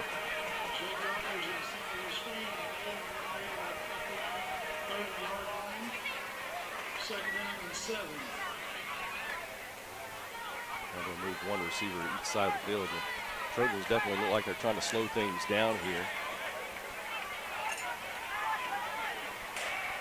The Knights lead 27-0 over cross-county rival Northeast Trojans. Maybe some confusion on the play. They'll have to take a timeout. They do step aside. They do take a timeout. Maybe some confusion right there from the quarterback to the coaches. We're going to step aside with them. Timeout on the field, timeout here. 27-0 in favor of the Knights. We'll be back on Q101. This holiday season, don't let the clock tick away. Visit Elite Flooring today. Treat yourself and your home to the gift of elegant flooring. At Elite Flooring, we know the key to a stress-free holiday is planning ahead. Picture yourself celebrating with family and friends on your brand new floors. Our expert team will have your floors ready, transforming your home in no time. Don't wait until the last minute. Stop by Elite Flooring today and make your holidays truly special. Elite Flooring. Elevate your holidays. More Friday nights under the lights with the Knights are here on Q101. Once again, the Knights lead 27-0 over Northeast Lauderdale. Once again, Northeast coming in here 1-1 in district play, 4-3 overall. Knights 1-0 in district play, 6-1 overall. Trojans have it 2nd down, 7 to go on their own 30-yard line. Jemison, quarterback keeper, goes right up the middle of them before bouncing to the left side. Gets up to the 35, maybe the 36-yard line. It's going to bring up third down and short for the Trojans. Trojans would love nothing more to put some points on the board before halftime. They will receive to open up the second half. So definitely they could put up 2 scores without the Knights even touching the football here. Closing moments of the first half. I mean, right now they're just trying to find something positive to take into the locker room, to have something to build upon. Because right now, they're down 2. Handoff up the middle to Johnson, Arian Johnson. He'll get the first down. and that would be the positive that they have to go into, because they've had a fair amount of success, running the ball up the middle. They've had I mean, you look back at the first drive, they picked up, 60, 70 yards before stalling out and turning it over on downs. That's what they have to build on right now, and we'll see how they come out here in the second half, but they're trying to find something to build on here in the first half. First and 10 from the 38, 39-yard line of their own. Timison keeps it himself. Short gain. They're going to end up giving him credit for probably a 2-yard, 3-yard carry. I'll say 2, and they may move it up to 3. But second down, 7 to go. Ball is just on the outside of the 41-yard line. 2 minutes, 35 seconds remains here in the first half. 2 receivers right. The 2 will go in motion. Quarterback will keep it himself. Goes right up the middle before shooting it to the left-hand side. And maybe a yard pickup. Third down, 6 to come up here with, once again, the Trojans down by 27 against the West Lauderdale Knights. That's about the third time we've seen them fake that jet sweep, sending that receiver in motion. Faking the handoff to him and then keeping it up the middle. Eventually, they're going to hand it off to him and try to break that out, and just something to kind of keep an eye on. But you're right, Lee, after that quarterback keeper, that's going to be, they gave him this credit for a 1-yard carry, bring up third down and a long 6. Jamison looking over the field and makes the connection. I believe that's his first completion of the night, which does turn into a first down for the Trojans. Yeah, first completion to a Trojan. Yeah, you're right. I had to think about what you were saying. First completion was actually to Cooper Luke a couple of drives ago. But that interception. But that will bring up first and 10 for the Trojans on the 50-yard line here. Chase looking over the field. Be flushed in the pocket, and he will be. Ooh, that did not look good. Man. I'm hoping he gets up. Okay, he's up and walking, but you're right, Lee. The way he planted his foot and came over his knee. I'm just glad he got back up, but I think he's feeling it right now. Don't you think? Absolutely, and those are the kind of non-contact injuries that can be devastating whenever you plant that foot and the knee keeps going. Yeah, it's a loss of 1, second down 11. He's staying on the field. One receiver each side of the field. Send number 2, Williams, in jet sweep motion, but he'll keep it himself. Goes right up the middle. Crosses into Knight territory, so it's going to be a pickup of 3 yards. Bring up third down and 8. He calls his own number again. Looks to be all right, but that initial. Yeah, and I was, a lot of times you might see him give him a little bit of a breather, hand the ball off, but no, they're going to let him carry it himself. But that's going to bring up third down and long, and they are going to take a timeout. Northeast Trojans will, and that's their second and a half, I believe. 43 seconds remain here, so we're going to stay here in the game, in the action. But third down, long 7, third down short 8, whatever you want to call it. But the Knights, once again, lead 27-0. And the Knights and the Trojans over the last 7 years, and we've talked about this, but it's really been really lopsided over the last 7 years. We'll talk more about it. The Trojans would love nothing more. They've been playing some decent football over the last few weeks. And once again, they had a 3-week win streak, 3-week loss streak. And then, of course, last week against Leake Central really left out on a high note with a big win against Cross County, or not Cross County, an in-district rival against the Gators. But you look at this series as a whole, like I said, they've missed 4 years since 1962, I believe. And it's pretty close. I believe Northeast leads the series, but it's like 28-26 with a couple of ties thrown in there. So neither team has just run away with this series. But you're right, over the last 7-8 years, it's been pretty one-sided.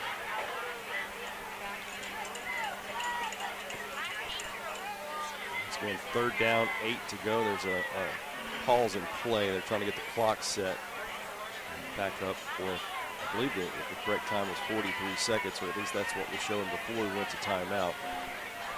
Once again, the Knights lead 27-0 over Northeast.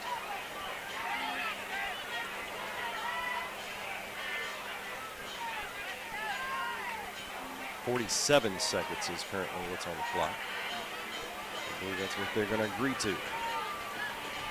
Third down, 8 to go here. Once again, Trojans will receive the football to begin the second half. One receiver to the far side, one to this near side. It's Jemison. Calls Williams going into jet sweep motion.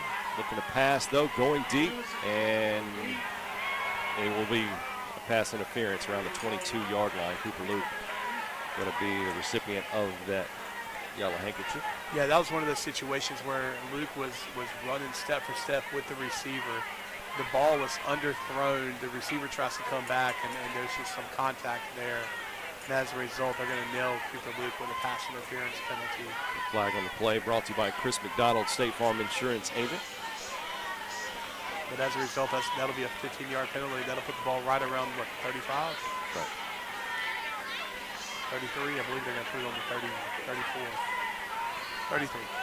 The Knights lead 27-0. A 43-yard touchdown pass to open the Knights game. 10-yard touchdown run. A 23-yard touchdown run and a 33-yard touchdown pass from KP. Another attempted pass going toward the end zone. Does he make the connection? It goes out of bounds. No, they're going to say incomplete. They're going to say he caught it, but it was out of bounds. The receiver's not too happy about that call. No, it was on the far side of the field, deep in the corner. We didn't have a good angle here, but the side judge there had the best angle on the field, and so we're going to go with what he says. And as a result, second down and 10 for the Trojans on the West Lauderdale 33-yard line. 35 seconds remaining. I mean, I'm glad he was called out of bounds, but it did look like he might have been in bounds, but that definitely we're way up here, and the ref's right down there. So another going in sweep motion. Williams gets the handoff this time on a jet sweep, and he will not break that corner, as he might have even lost a yard. Nope, he gets back to the line of scrimmage, so it brings up third down, 10 to go. 28 seconds remaining. Great job by the defense on the edge there, not to let him get around. They've been faking that jet sweep the whole time. Well, that's something that Glenn Sanders, the offensive coordinator for the Trojans, is well known for, is jet sweep. Of course, back whenever he was here, it was double wing jet sweep all the time. Two receivers to the far side for the Trojans, as Jemison looking over his field, but he may take off himself. Flag on the play, and it goes off to that far side before going out of bounds around the 25-yard line. Yeah, that flag is going to be holding on number 53, Montana Holt, the right guard. He basically tackled the defensive lineman. I mean, that's the easiest call of the night there for the referees. The flag on the play brought to you by Chris McDonald, State Farm Insurance Agent. Flag is thrown around the 39-yard line, about 6 yards behind the original line of scrimmage. Now, I may be mistaken, but I don't think they can get more than 10 yards on a holding penalty. Now, we'll find out.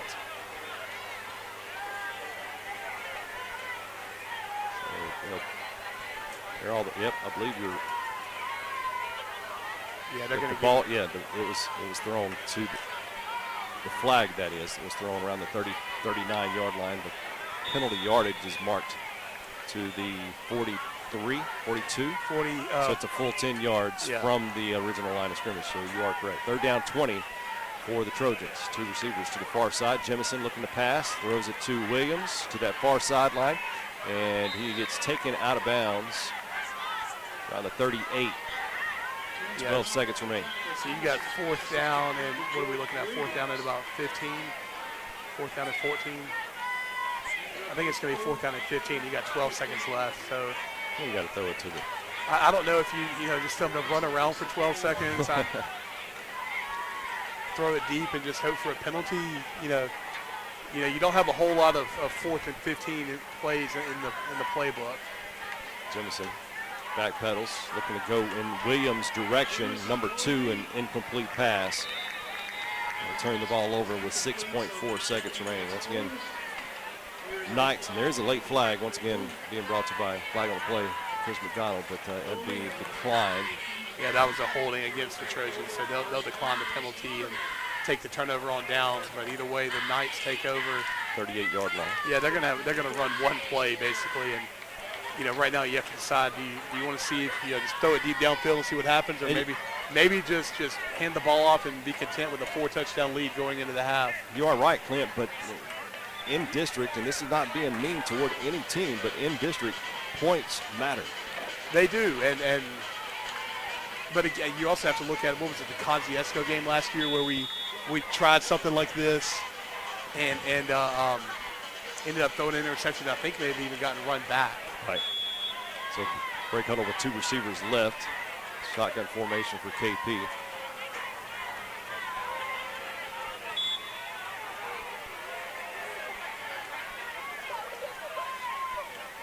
KP backpedals, looking to pass. Shoots toward, I believe that's Cooper Luke, and a gain of 6, but that's all.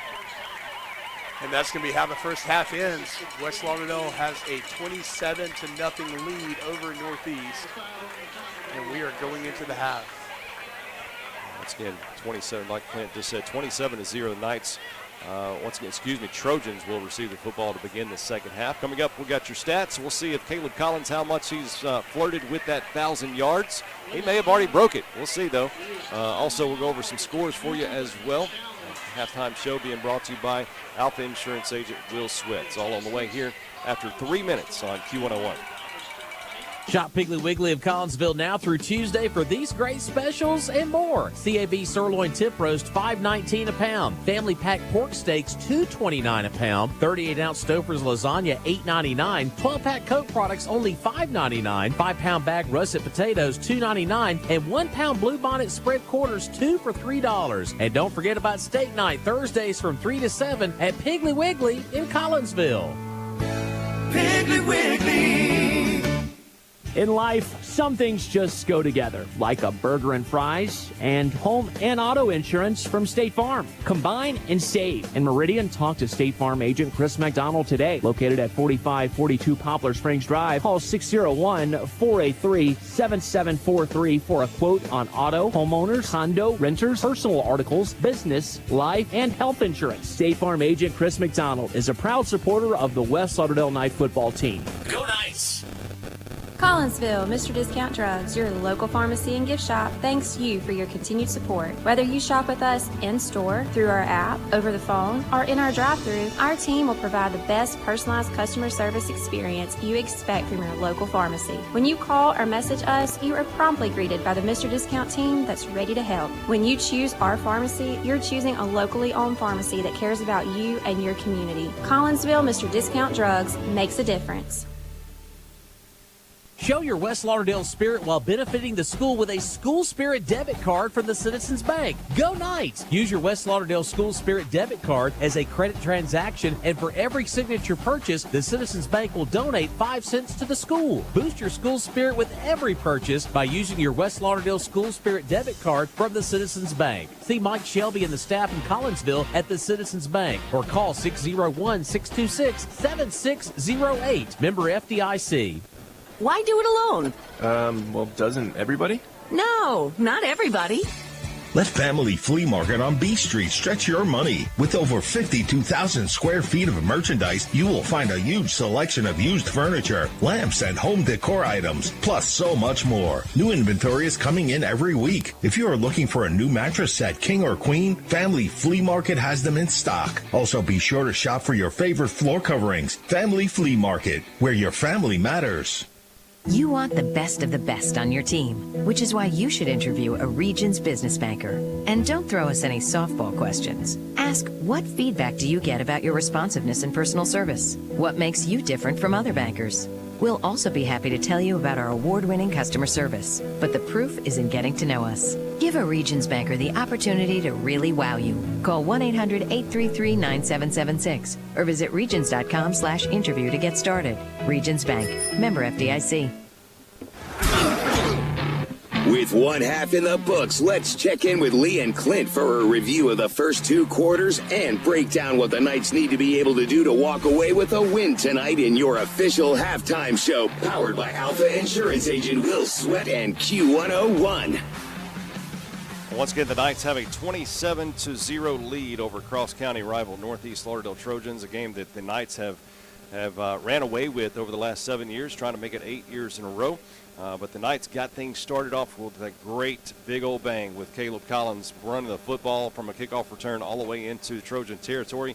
One play later, Cooper Luke would take a pass from Caden Peoples, KP, on a 43-yard pass, actually get it around the 20-15-yard line and walk. And we are not exaggerating, walk into the end zone for 6 points. Extra point was no good. The Knights defense held strong. They bit but didn't break. All the way, the Trojans got all the way to the Knight 23-yard line before turning the football over on 4th down play, incomplete pass. The Knights would score a few plays later on a 7-yard touchdown run.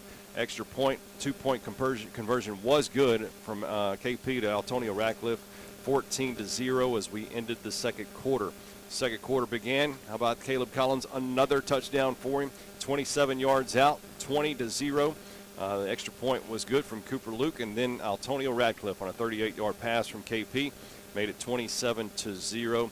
And the Knights defense pitching a shutout first half for a while, for a long time. The Knights defense has been strong in this first half, and they may have taken that personal. They really might have taken that personal, Clint, over the last few weeks of that inside run and teams running all over them through that first half. They may say, all right, enough is enough. Let's do something about it. And the Knights defense has really looked strong. So once again, your halftime show being brought to you by Alpha Insurance Agent Will Sweat. Score 27-0. Trojans will receive the football to begin the second half. And, of course, the Knights would like to extend that lead as much as possible. And we all know we don't like, high-scoring football games, going away with it, but when points matter in district play, points matter, right? Yeah, and it's just the way of the world when it comes to high school football, the nature of the beast, for lack of a better phrase. You hate to see teams get the score run up on them, because of, sportsmanship. These are high school kids. You don't want to see them demoralized. You want to see them enjoy the game, but anytime – they prioritize points, and we've already talked about this. We have 5 teams in district, and it's still anybody's, district. It can go any way, so in the unlikely result, but it's still a possibility of a, tie, 3-way tie for first place, then, if not heads up, then it comes to points scored. Mm-hmm. And you want to make sure that, that you can win the tiebreaker. And again, on one hand, you hate to see the teams demoralized, but on the other hand, because of how it is, you get the points when you can. Once again, speaking of the district, it kind of goes like this. Newton County is 2-0 in district. West Lauderdale 1-0. Northeast Lauderdale 1-1. Choctaw Central 0-1. Leake Central 0-2. So Newton County, once again, has that little bit of a lead because of the 2 games they played compared to the Knights, as well as Choctaw Central only playing 1 game before tonight's action. So once again, Newton County officially leads the district 2-0, while the Knights are right there behind them. West Lauderdale 1-0, Northeast Lauderdale 1-1, and Choctaw Central, League Central yet to get a win. Of course, we'll go over that, try to get you some scores in just a few short minutes. But I saw you just a few moments looking over the history of the Knights and the West Lauderdale, the Trojans and the West Lauderdale Knights. Last year, 43-21 victory for the Knights. Back in 2021, 42-20. Back in 2020, 44-13. The closest one over the last few years, back in 2019, 34-20. That score was actually matched in 2016. But then you have 2 years that was just domination. 2018, 41-0. 2017, 42-7. Excuse me. But those 7 victories, those are pretty big margins for the West Lauderdale Knights against the Northeast Lauderdale Trojans. Yeah, they are. But then you look back in the years before that, you've got a 3-point difference, 1-point difference, 3-point difference, 3-point difference. Mm-hmm. Like I said, this has been a very streaky rivalry game. And it's been going on for a lot longer than I've been alive, since 1962, I believe it's the first time they played. And it's a game, and like I said, probably more so than any other cross-county. I mean, we've got 4 schools here in the county, not including, the city school. But a lot they play each other all the time, and probably more so than any other. These kids know each other well. The coaches know each other. The fans know each other. I mean, you've got fans that are floating back and forth that may hang out on both sides tonight because they've got relatives on both sides. So you want the bragging rights. You want to be able to say that, we've come out on top tonight. And oftentimes whenever that is the case, anything can happen. And as a result of that, right now, the game's pretty one-sided. But, I mean, anything can happen in the second half. Exactly. And, of course, we're going to take a look at the statistics as we come back. We're going to take another 2-minute break and come right back and check out and see how Caleb Collins did with that 1,000 yards. He needed 74 yards coming into tonight's game to break 1,000, his first time to break 1,000 in his Knight career. Be great to come against the Northeast Trojans tonight, right? But we'll see how that's coming to fruition in just a few more minutes. 2-minute break, 27-0 in favor of the Knights. We'll be back with more of your halftime show being brought to you by Alpha Insurance agent Will Sweat here on Q101.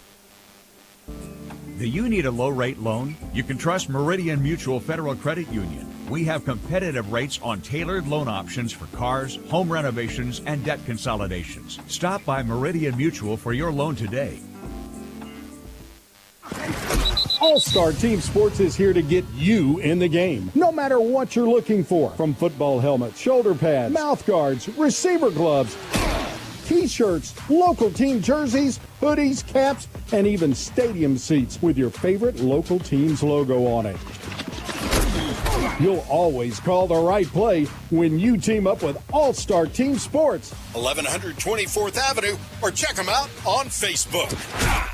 Locally owned and operated for over 45 years, Battery One Source is your source for auto, motorcycle, marine, and lawn and garden batteries. But don't buy before you let them check your old battery. Absolutely free. If your golf cart needs to be repaired or maybe you want to add some accessories, Battery One Source does that too. And with over 20 years experience in cell phone repairs, they are your cell phone and iPad repair headquarters. Battery One Source, located at 2618 North Frontage Road, or call 601-693-1500. Imagine an elderly woman steadily carrying a pot of boiling water in her kitchen. Nervous shaking with the weight of the pot, the water edges dangerously close to spilling over. Who do you see? A loved one? If so, it's time to make the call. From personal care to memory care to transportation, Home Instead Care professionals help older adults live safe and happy lives at home. Visit homeinstead.com, call 809, or call the local number 601-286-3242. Ben and Sharisa Shirley, owners. Hey, we're your West Lauderdale Knight class of 2024, and you're listening to Q101. And once again, the halftime show being brought to you by Alpha Insurance agent Will Sweat. Scores 27-0. Still got about another 10 minutes as the West Lauderdale Mighty Knight marching band about to take the center stage here around the 50-yard line, 40-yard line, whatever they are, 35 and 45-yard line. But we've got Michael Oates in here talking about a great event that happened last week and what's in store for the West Lauderdale Mighty Knight Marching Band. Michael, first of all, thank you very much and for joining us during halftime, and thank you very much for the food earlier.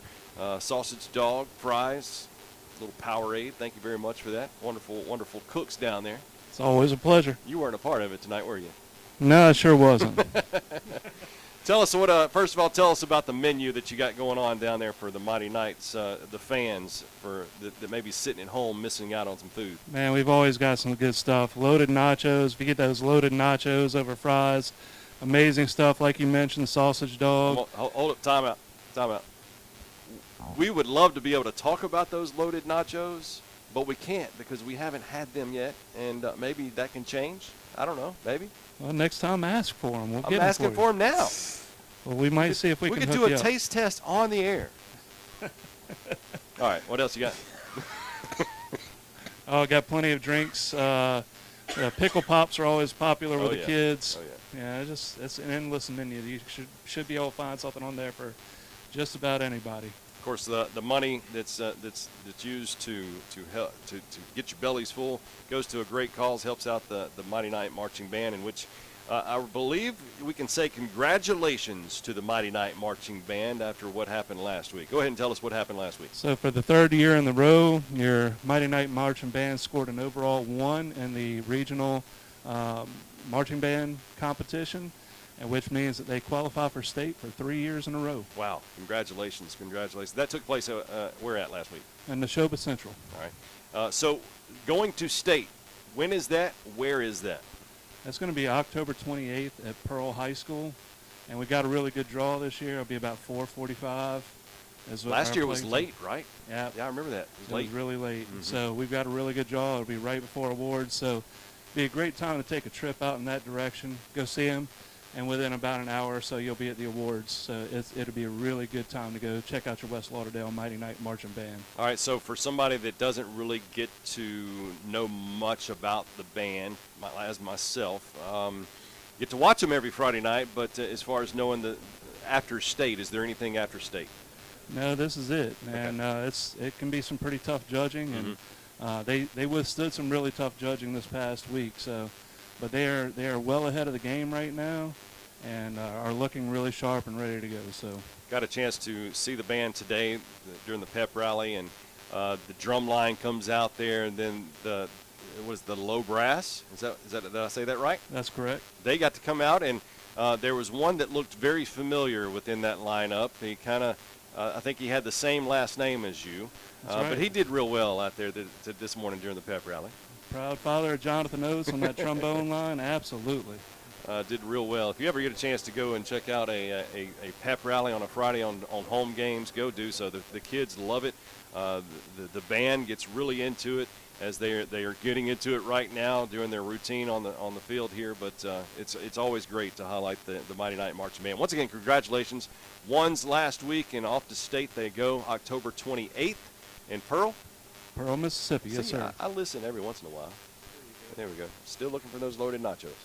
All right. So thank you very much, Michael Oates. Once again, we'll come back in 1 minute and continue this halftime show, once again being brought to you by Alpha Insurance agent Will Sweat on Q101.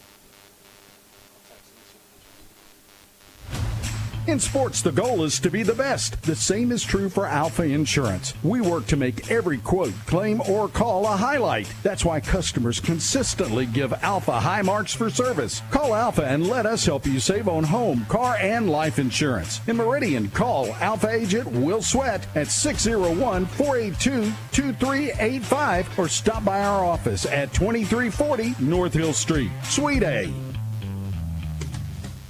Introducing Douglas Orthodontics, where smiles are transformed into works of art. Discover the difference of personalized care and the latest in orthodontic technology for both children and adults. Our expert team is dedicated to crafting the perfect smile, from traditional braces to cutting-edge Invisalign. We have the right solution for every smile. Unlock your true potential and embrace the confidence you deserve. Call 601-483-4522 to schedule your consultation today. Douglas Orthodontics, where your dream smile becomes a reality.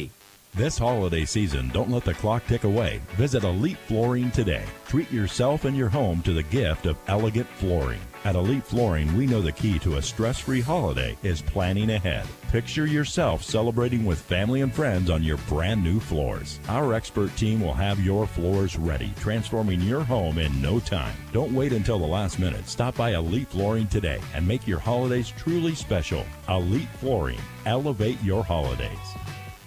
Shop Piggly Wiggly of Collinsville now through Tuesday for these great specials and more. CAB sirloin tip roast, $5.19 a pound. Family pack pork steaks, $2.29 a pound. 38-ounce Stouffer's lasagna, $8.99. 12-pack Coke products, only $5.99. 5-pound bag russet potatoes, $2.99. And 1-pound Bluebonnet spread quarters, 2 for $3. And don't forget about steak night, Thursdays from 3 to 7 at Piggly Wiggly in Collinsville.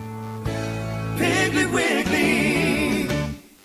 In life, some things just go together, like a burger and fries and home and auto insurance from State Farm. Combine and save. In Meridian, talk to State Farm agent Chris McDonald today, located at 4542 Poplar Springs Drive. Call 601-483-7743 for a quote on auto, homeowners, condo, renters, personal articles, business.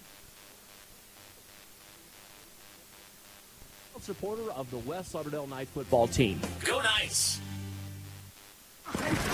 All-Star Team Sports is here to get you in the game, no matter what you're looking for. From football help, cards, receiver gloves, T-shirts, local team jerseys, hoodies, caps, and even stadium seats with your favorite local team's logo on it.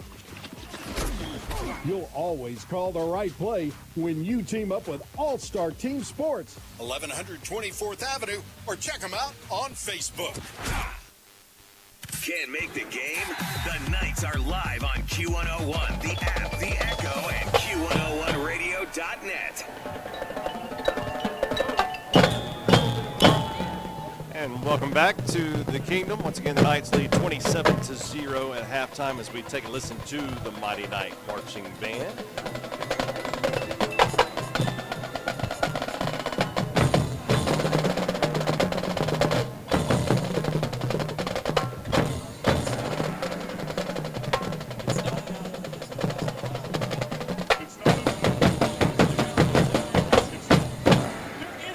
Having a good time out there, aren't they? Oh, absolutely, and doing a great job as well. Once again, the score 27-0 as we are just moments away from kicking off the second half against the Northeast Lauderdale Trojans. The Knights, once again, having their way with the Trojans, and that's been the norm over the last few years. And I'm not saying anything bad; it's just some stating facts. But coming into tonight, there was a young fella, wears number 4, that has been just having multi-games, just the time of his life out there on the football field. Needed 74 yards coming into tonight's game to get 1,000 in week 8, and he has done that so far. In the first half, he has gotten over that 74 yards that he needed. 80 yards so far tonight, now on 9 rushes and 2 touchdowns. Caleb Collins has surpassed 1,000 yards in week 8 of the 2023 season. Got very close last year. Just under 1,900 some odd yards last year. But Caden Peoples, number 3, running the football 3 times, 18 yards. Travion Mosley 3 times for 8 yards. But Caden Peoples, how about this? In the air, 3 completions for 87 yards and 2 touchdowns. Of course, one being a 43-yard, another being a 33-yard touchdown pass. But 3 completions for 87 yards, 2 touchdowns. Let's go off the other side. The Trojans have been able to run the football against the Knights. They have a total 31 rushes for 129 yards. Flip side real quick, 15 rushes for 106 yards for the Knights, but 31 rushes for 129 yards for the Trojans. Number 6, Arian, I believe that's his name, Arian Johnson, 16 rushes for 81 yards. Jemison is 11 rushes for 39 yards. Then you have number 3 for the Trojans, who is Johnny Wilson, 13. I'm sorry, 13. Who we got for number 13? That is Willie Hill. Willie Hill, 3 rushes for 9 yards on the ground for the Trojans. And Chase Jemison, 2 completions for 12 yards, 2 for 9 on the Knights. So there you go with some statistics for the Trojans as well as the Knights. Cooper Luke with that big first touchdown of the night, 43 yards out. He's got 2 receptions for 49 yards.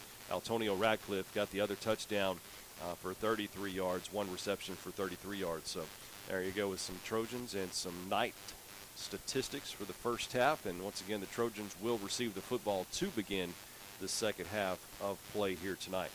Trojans and Knights, what do you think about the first half? What do you think the Knights need to continue to do, or maybe even do better of coming into the second half?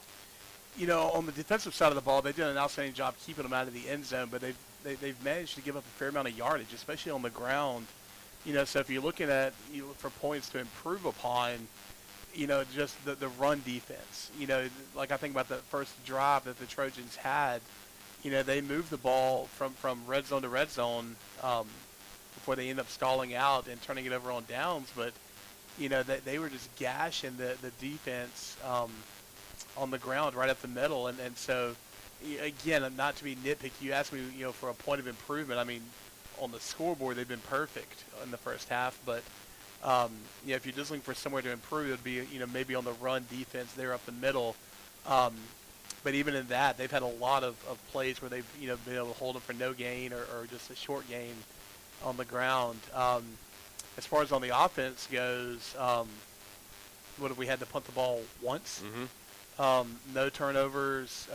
technically you had a drive that ended the half, but you only had one play. You had like 6 seconds left. So we're not even going to count that. But, on the offensive side, maybe clean up the extra points. You missed 2. One of them, just a muffed snap, unable to hold it. And then the other one just missed it wide right. But on the offensive side, not a whole lot that you can find negative. But I don't know. What do you think, Lee? You talk about Cooper Luke having 2 receptions. I think technically he has 3 on the night. With that interception as well. With the interception, right. Yeah, so, again, defensively able to. Well, I think, you look at it, you're ahead 27-0, and you may think of, hey, let's try some different things that we need to work on. Definitely still plenty of time in this football game. If you score 27 points in a first half, so can they. And we saw that last week, how they really can score on a dime with the game against League Central last week. But you may want to try to work on some things that haven't gone your way that you can do in practice. And it's one of those things where you got to do them at some point. You got 2 games coming up after tonight. You got Choctaw Central and then Newton County. Those 2 games, two tough teams. Yeah, and then, thinking 3 weeks in advance, then you've got the first round of the playoffs. Mm-hmm. So at this point, everything counts. Like we said, district is still on the line. Hadn't seen a score for the Newton County game tonight, but know that they're 2-0 in district.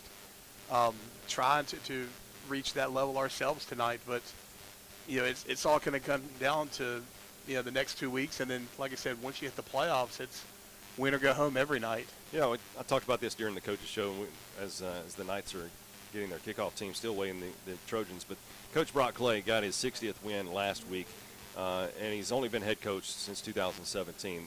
No other coach can say that except for one, and we all know who that is. Coach Stan McCain was here for 11 years and got 80 wins in his first round, and then back in 5 years got the 33 wins. But Coach Brock Clay is, no other coach has done this. What he's done, as far as production, as far as wins in West Lauderdale history, and just.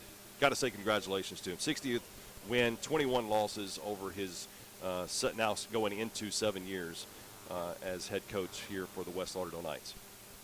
Yeah, he's had an outstanding career here, and a career that we expect to go on for years to come. Able to mold these young athletes into just, you don't want to say overachieving, but just reaching their full potential. Mm-hmm. And as a coach, that's one of the highest compliments you can give is you motivate your men to go beyond the expectations. All right, once again, thanks to Alpha Insurance agent Will Sweat for sponsoring our halftime show. 27-0. Try to get you some scores. We were not able to get you some scores, but we'll try to do that during this third quarter. Get you caught up on those scores. Football's going to come down to the 5-yard line, 10, 15, 20. Goes to that far side and gets tackled. Huge tackle. Was that Cooper? No, that was if I can get his number, was that Jet Calvert. Jet Calvert, his textbook tackle over to that far sideline. If he would just came and just kept to his route that he was running this near side, you would thought he would have gotten about at least another 10 yards on that. But he tried to go toward the sideline of Northeast and ended up losing yards to the 16-yard line. Yeah, figured out north and south wasn't working out well, so east and west actually went a little worse for him. But they're going to take over first and 10 on their own 16 after a great job by the kickoff team to get down there and bring him down quick.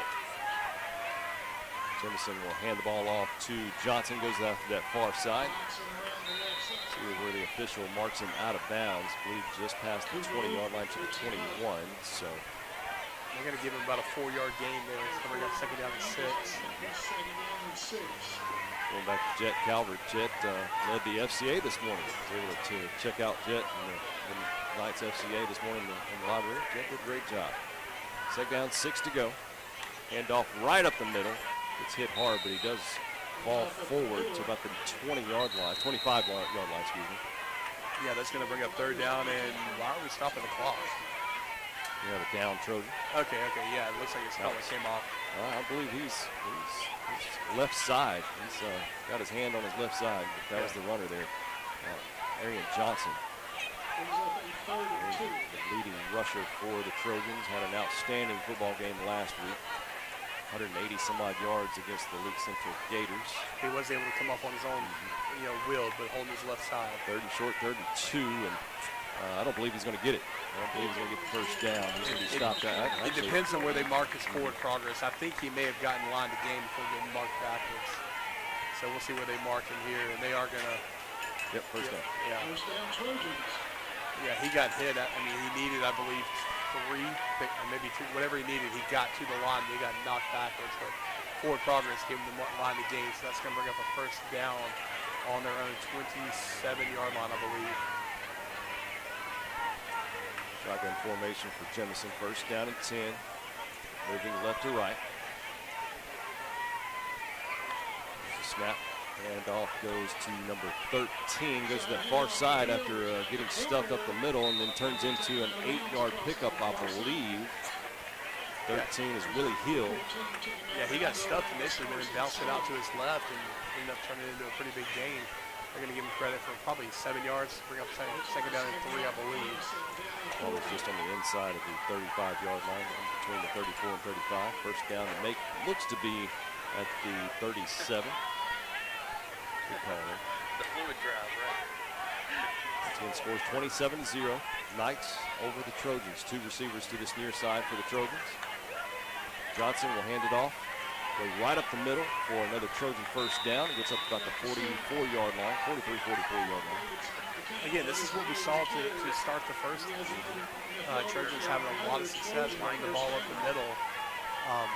The offensive line doing a good job of pushing back on that defensive line and, picking up 3, 4, 5, and in that case, 7 yards per carry. And that's going to bring up first and 10 for the Trojans on their own 44-yard line. This drive started on their own 16-yard line.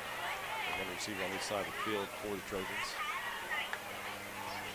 Quarterback keeper goes to that far side. Might have slipped down there on his own as he got around the tackle, but might have had more, but turns into a short gain of about 2, maybe 3 yards. Yeah, I think the hole closed up. He was trying to take it further out than he was able to, and that closed up on him quick. So in an attempt to try to cut it back, slid a little bit, able to fall forward for about a 2.5-yard gain.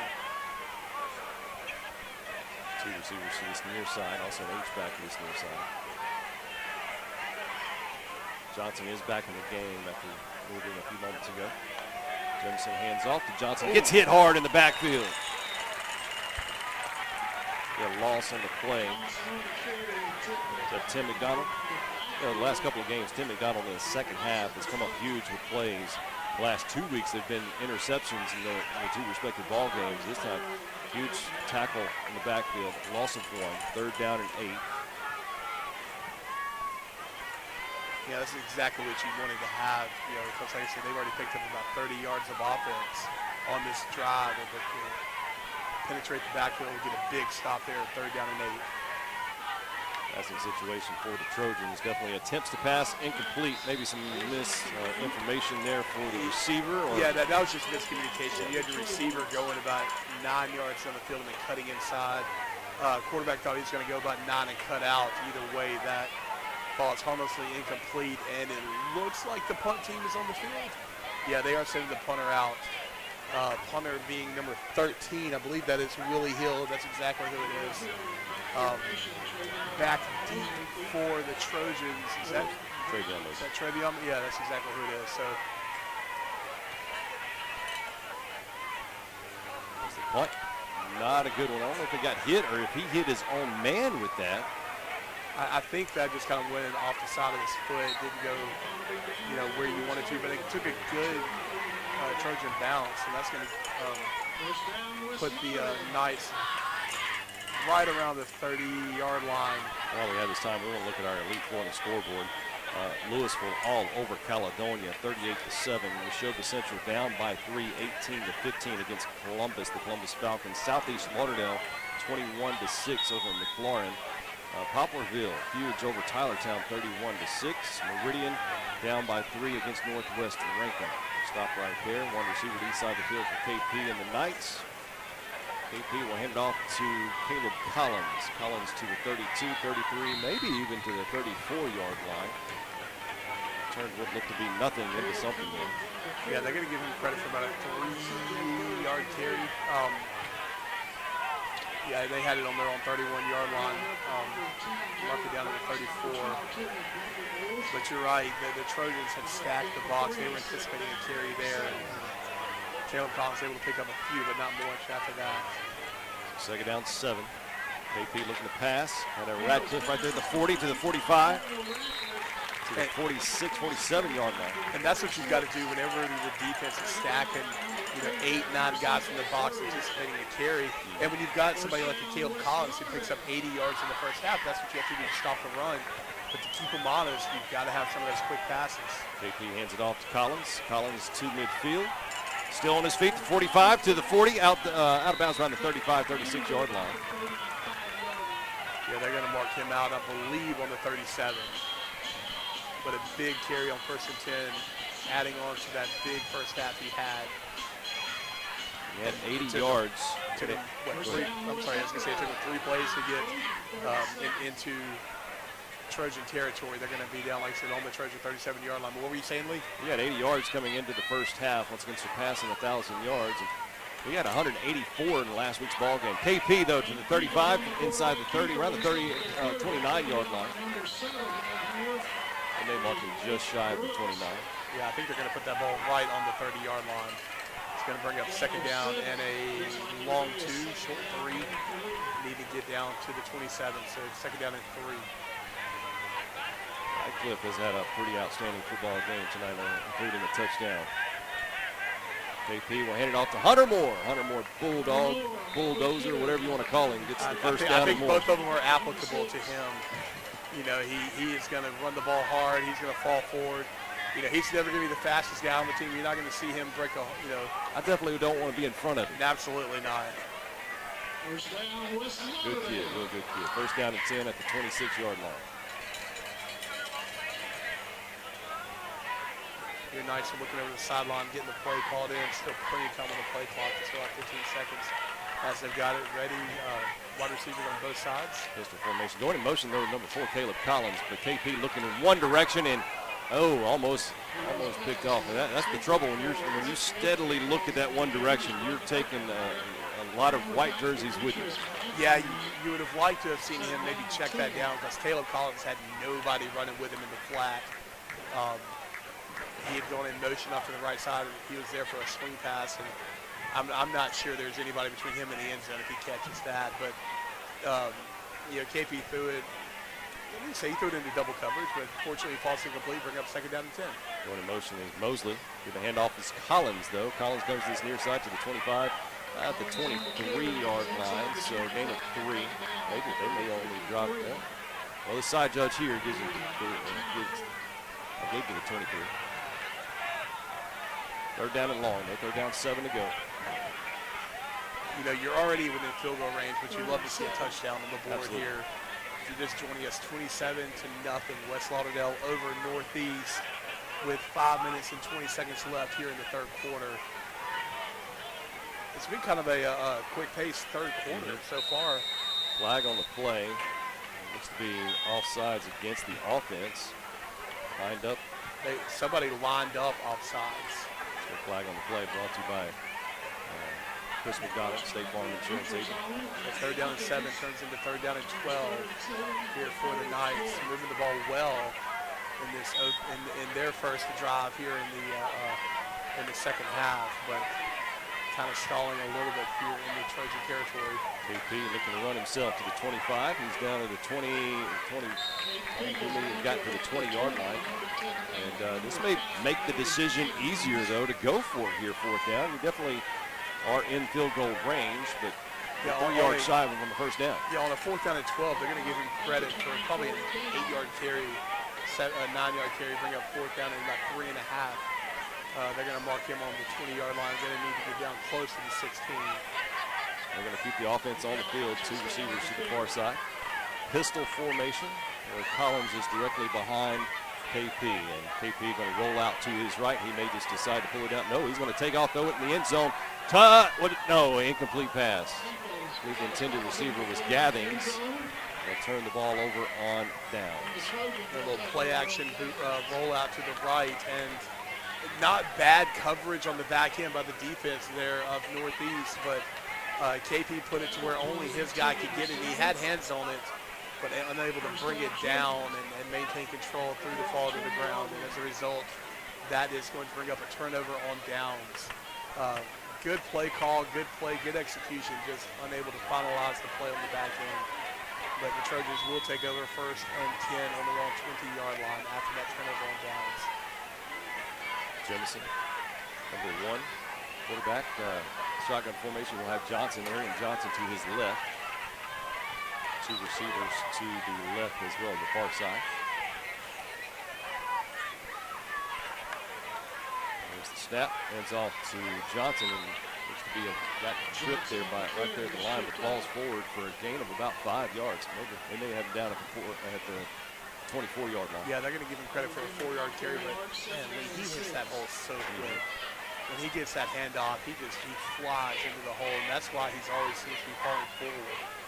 You know, you hit him low, you hit him hard, but because of the momentum of how quick he hits that hole, he always seems to be falling forward, picking up a couple extra yards. Johnson with a handoff once again goes to that far side, and he gets a Trojan first down and more to the 35-yard line. Cuts back inside a little bit, down to the 43-yard line. Yeah, there was enough on the inside of that time she was able to bounce it out and pick up big yardage.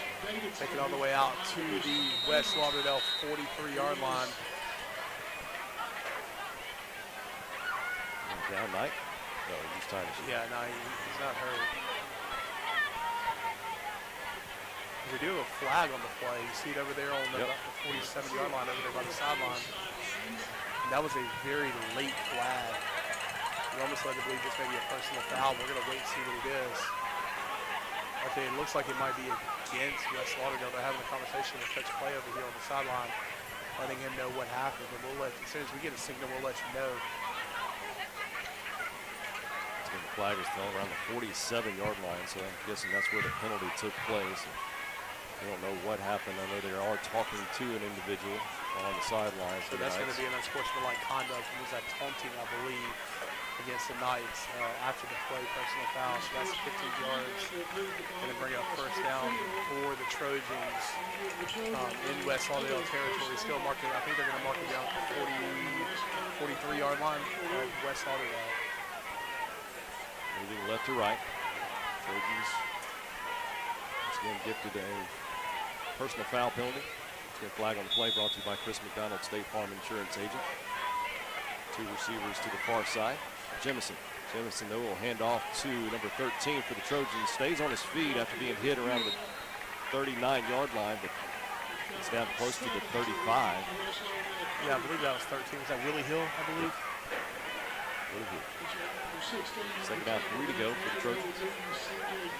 Once again, Knights lead 27-0. 3 minutes, 14 seconds remain here in the third quarter. Both teams have had the ball one time here in the second half. Northeast had to punt the ball away. West Lauderdale turned the ball over on downs. Northeast on their second drive of the half. And off once again. It's a 1-yard pickup. Yeah, not a whole lot there. Good job by the defense to hold him to, I think even maybe it's about a half yard. That's going to bring up third down in about 2. Yeah, third down and 2 here. Johnson seemed a little slow to get up there. Well, you know, he came up holding his side during that first drive of the second half. You know, maybe some pain on, I believe it was on the left side, maybe his left ribs. 2 receivers to this near side. Third down 2 for the Trojans. Quarterback keeper will go right up the middle, and he'll get, well, I'm not too sure he got it. Yeah, he ended up running close. He ended up running to the back of his own offensive lineman, and I think he's going to be about a half yard shy of the first down. Yeah, absolutely. That's a good call, Lee. That's where they've got him marked. So big fourth down play here late in the third quarter.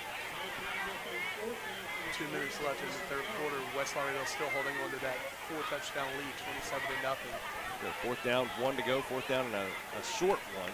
And quarterback will give it to number 6, Johnson. He'll get the first down. Not by much.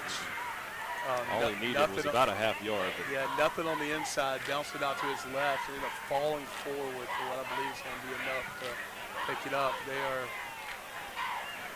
measure. Yeah, he's slow to get up again, Clint. That's the last couple of plays. They're going to take a timeout here. Well, they're going to take to measure. They're going to measure here. That is close. Yeah, you can definitely tell Johnson is favoring one of those legs as he goes off to that sideline, limping a little bit. It was 4th down. They needed about a half a yard, and they did get it. Yeah, needed a half yard, picked up about a half yard and 3 inches.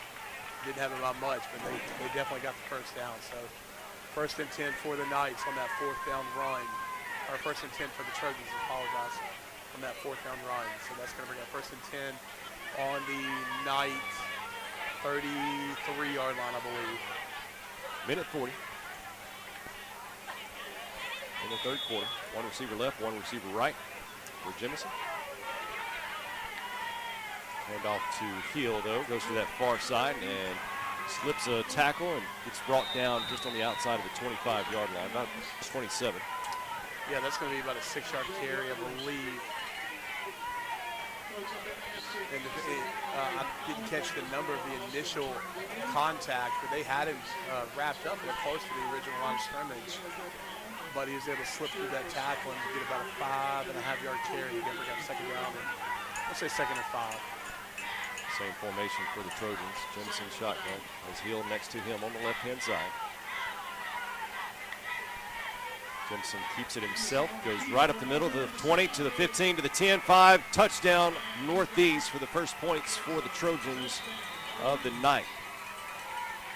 49.6 seconds remaining here in the 3rd quarter.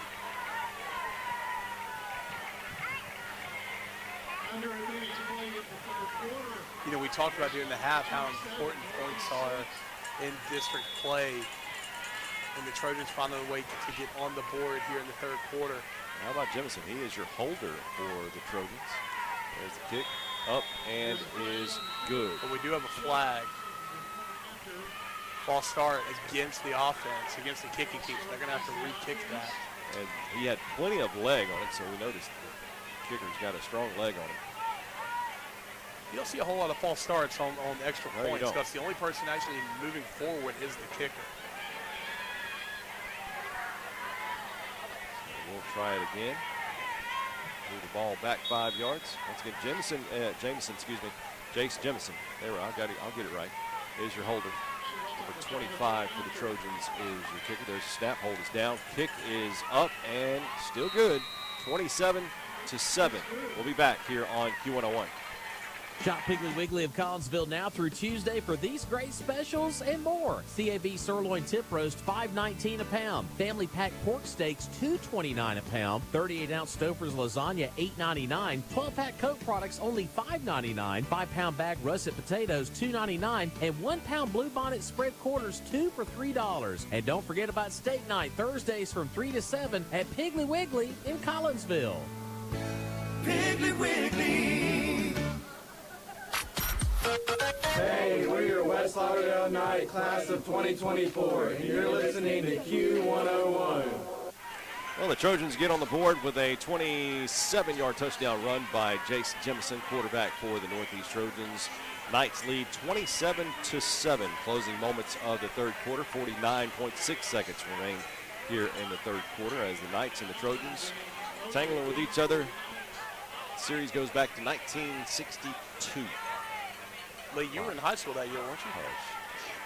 Well, you don't have to laugh either. There's a guy to my left that I really had, I don't like him right now, Aaron Pogue. I really don't like him, Clint. I don't know if you know this, but I frequently attend the pep rallies on Fridays at home when they have the home pep rallies. And I got suckered into playing, what is it called? Limbo today. Did you win? Well, the floor won. There's a kickoff from the Northeast Trojans. Knights pick it up at the 25, at the 30, and the 33-yard line. The floor. You'd be surprised how often gravity wins when you fight against it. Well, not only that, I told him whenever because I've seen some of these before, how they go, and some of them there's an Oreo eating contest. There's Other things, go a dance contest every once in a while. Dude, sign me up for the Oreo eating contest next time. No, well, you got to start from your nose. But regardless, I kind of had the suspicion that it was going to be limbo, and I told him, I said, I don't have a good back. I had back surgery back in 2010. In fact, about 4 weeks ago, I was really messed up in my back, and lo and behold, there's limbo. I appreciate that.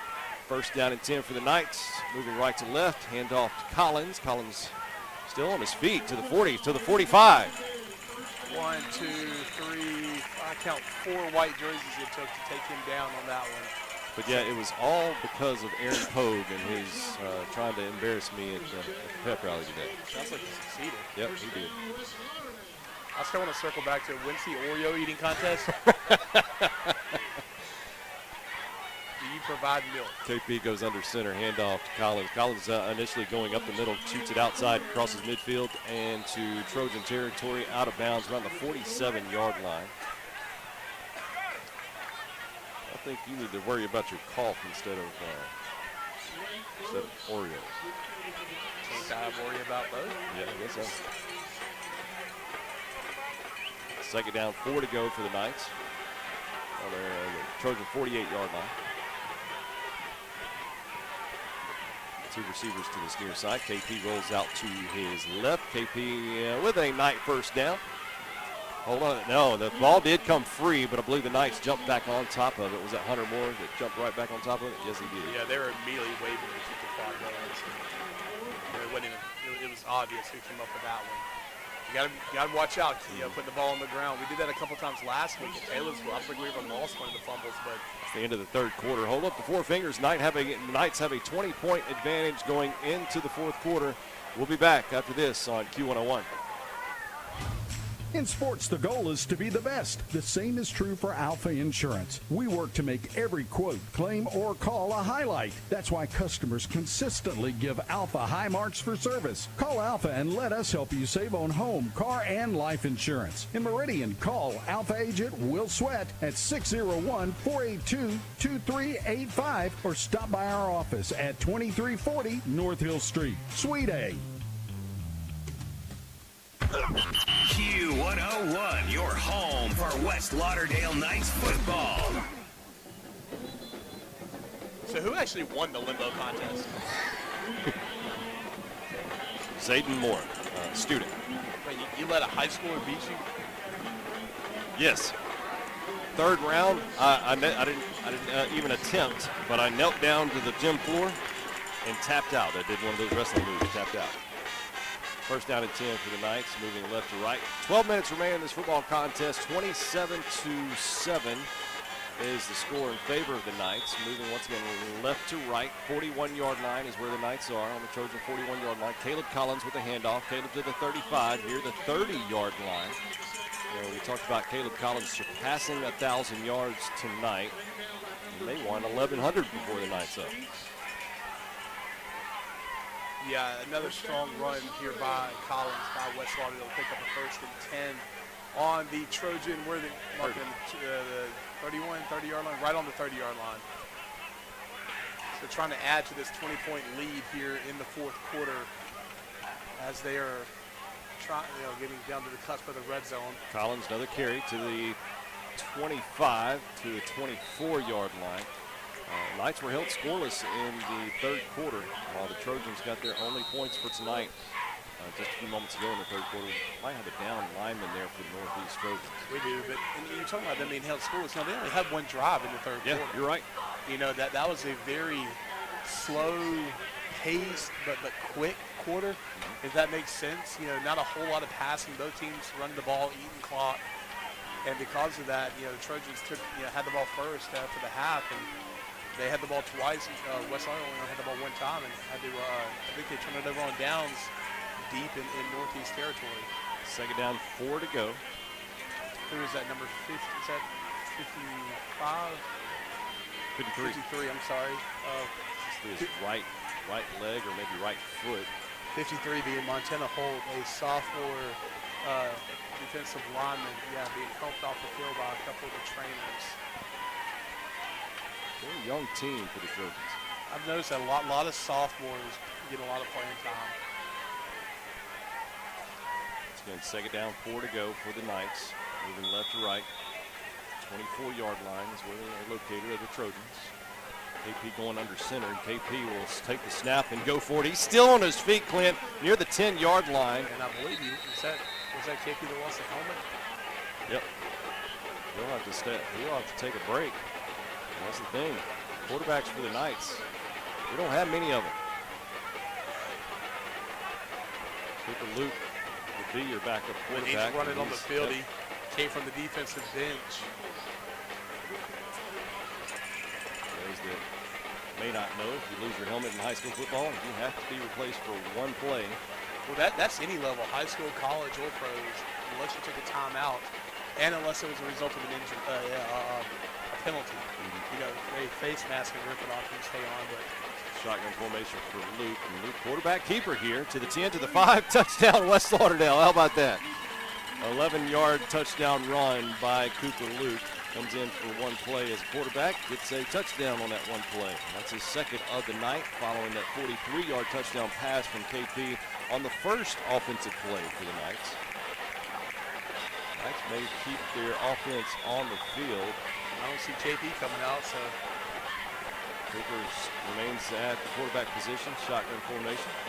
Two receivers this near side. I believe he got the Trojans off sides. Yeah, they jumped right in the middle of the line, made contact, so that's going to half the distance to the goal. So rather than being on the 2, you'll be on the 1-yard line. Right on the play, sponsored by State Farm Insurance agent Chris McDonald. There's the extra point attempt, 2-point conversion. Caleb Collins, and it is good. Yeah, nobody was even close. Great job by the offensive line to open up that hole on the right side. 10:33 remains here in the football game. Knights 35. Trojans 7. We'll be back on Q101. You want the best of the best on your team, which is why you should interview a Regions business banker. And don't throw us any softball questions. Ask, what feedback do you get about your responsiveness and personal service? What makes you different from other bankers? We'll also be happy to tell you about our award-winning customer service, but the proof is in getting to know us. Give a Regions banker the opportunity to really wow you. Call 1-800-833-9776 or visit regions.com/interview to get started. Regions Bank, member FDIC.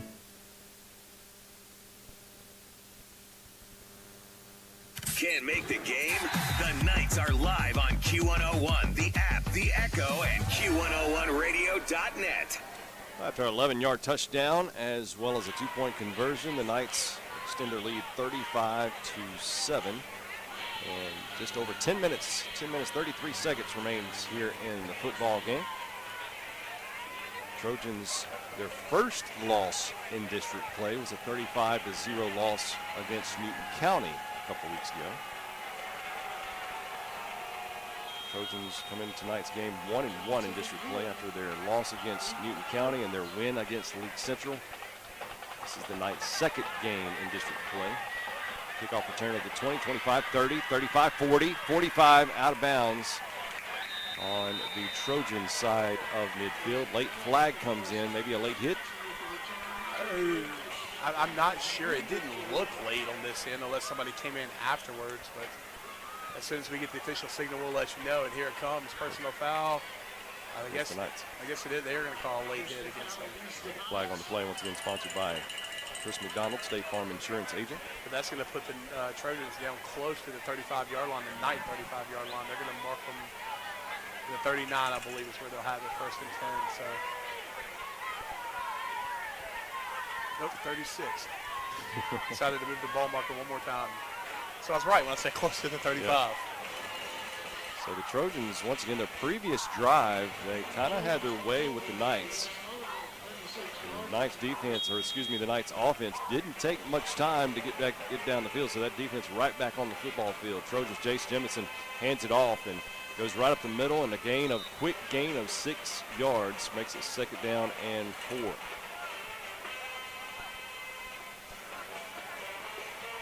Hill with the carry, number 13. Yeah, that's Willie Hill. He's been handling more and more of the running back load here in the second half. It's again Trojans moving right to left. It's again Quarterback Chase Jemison, quarterback keeper, goes to this near side. 25. Did he slow up a little bit prior to getting that first down? No, he got the first down. Yeah, okay. he ran out of bounds right around the 22-yard line, so that's going to bring up 1st and 10 for the Trojans, trying to get their second score of the night. As it sits right now, 35-7. West Lauderdale over Northeast here in the 4th quarter. 2 receivers right for Jemison. Jemison hands it off to Hill. Hill goes up to that line and turns his back to the line to try to push at least another yard. Bring up 2nd down, 7 to go as he gets inside the red zone.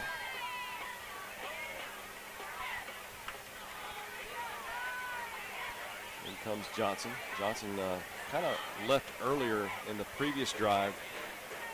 Might have been having an injury that's lingering around. Yeah, he's just gotten, I don't think it's been anything substantial, just kind of banged up here in the second half. And because of, like I said, Willie Hill, carrying the ball more and more, but Johnson still being the featured back whenever he's available. Right, no quarterback keeper, and that'll be a flag on the play. False start.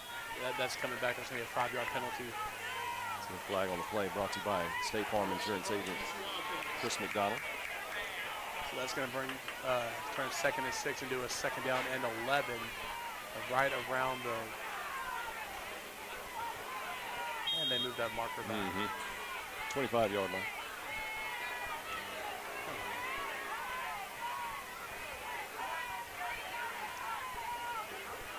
Trojans look to be maybe a little confused on the offensive play coming in.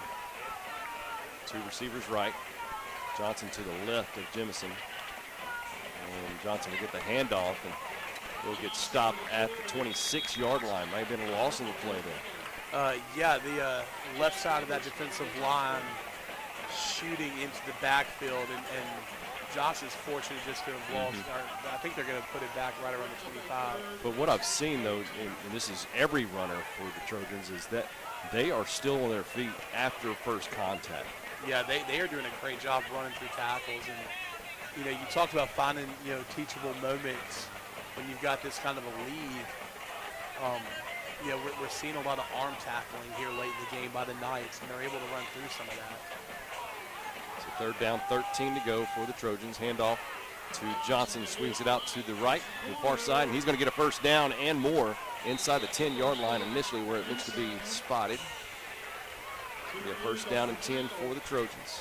We're down by 35-7. It's going to the Knights lead 35-7.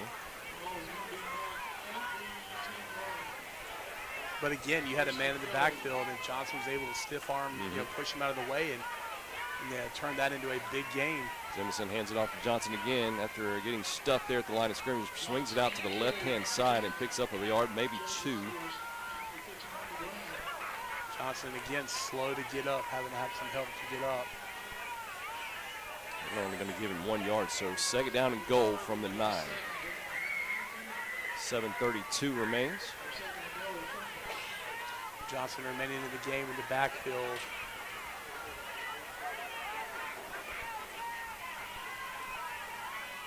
Jemison waiting on the snap. There it is. And hands off to Johnson again and gets tackled in the backfield. Carson Smith tackle in the backfield.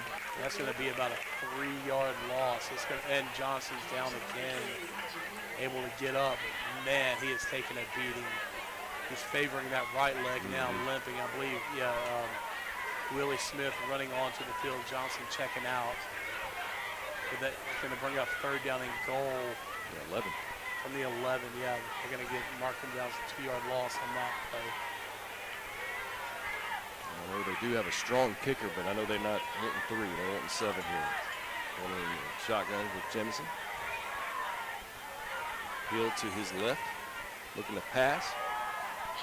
Jemison still trying to find an open receiver, being flushed from the pocket.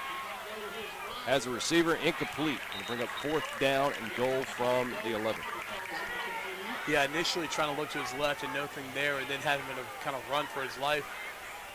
Seeing a semi-open receiver off to the right, but because of him having to be, moving, not able to set his feet, and led him too far, and that's going to fall incomplete. as you said, Lee, to bring up 4th and goal from the 11. And not even a hint of wanting to kick a field goal here. It's getting scored 35-7. Willie Hill still in the game at running back after Johnson checked out with that injury. One receiver right, one receiver left. Going directly to that receiver on the far side, an incomplete pass. No flags. I was going to say, I was almost looking for an offensive pass interference, a little bit of a push-off. But either way, even if they'd have caught it, it would have been a decline. 4th down, turnover on downs. Knights taking over on their own 11-yard line. So good job by the Knights defense again.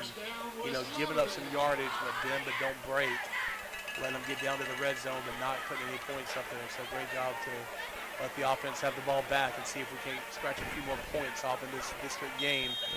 Knights leading by 28, 35-7 here late in the game. Pistol formation for KP. Turn around, put it in the belly. I believe that's Travion Mosley. There's that far side. Strong opening run there. You're going to start the drive on the 11. I think they're going to give you credit for about a 5-yard carry. It's going to bring up 2nd down for the Knights on their own 16-yard line. Yeah, I want to mention something. Travion as well as a lot of the offensive players. I'll tell you after this play. 2nd down, 5 to go. KP, once again, a handoff to Mosley. Mosley does not get back up to the line of scrimmage, but I witnessed something pretty cool as they had the elementary to the pep rally today, and as the elementary kids were leaving the stands there in the gym, you had the players line up, and all the kids able to give high fives and everything. You basically just held out your hand, and all the kids were high fiving everybody, but I was right there next to Caleb Collins and Travion Mosley and some of the others, and it was pretty cool thing that they did. 3rd down, 6 to go for the Knights. Ball is spotted at the 15-yard line. Moving left to right. Receiver on each side of the field for KP and the Knights. KP quarterback keeper. KP still on his feet to the 20, and not sure he got there. He's going to be close. Yeah, I think they're going to mark him down maybe a half-yard shy. Oh, that's pretty sneaking close, Lee. Ball is right there on the 21-yard line. They're not going to measure. They're going to say 4th down, and it looks like the offense is staying on the field. It's going to be something. They're going to be an I formation. Hunter Moore, you knew he was getting the football. He gets the 1st down for the Knights. Yeah, needing a half-yard. Give credit for about a 2-yard carry. So 1st and 10 for the Knights, able to milk a few more minutes off that clock. It's been 35-7. 4:38 remains here in the football game. Knights 4.5 minutes when going to 7-1 on the season. And even more importantly, going to 2-0 in district play. Newton County not playing in district tonight. 1st down and 10. We have early movement by the Knights. We have false start here, so that's going to make it 1st and 15 as they move it back. Flag on the play, sponsored by Chris McDonald, State Farm Insurance Agent. Going to mark it on the 18-yard line. They're going to set 1st down and 15 here for the Knights. We've got a backup quarterback coming in for KP. KP's night is done. Cody Pickford, freshman quarterback for the Knights. You always love to be able to see some of these young guys get some playing time in these district games. 1st down at 15. Cody takes it himself. Hold on to that football. They're going right after it, and he takes it away from him. The defensive lineman is going to get a defensive touchdown for the Trojans. Took it right away from Cody Pickford. And we could see it up here. He was kind of holding the ball out on the carry, and that's just a young guy, young kid getting some playing time, and he'll learn from those mistakes. 3:51 remains in the football game, and Trojans says we're not done. 35-13. That's a defensive lineman's dream, right? Oh, take the ball away and take it to the house.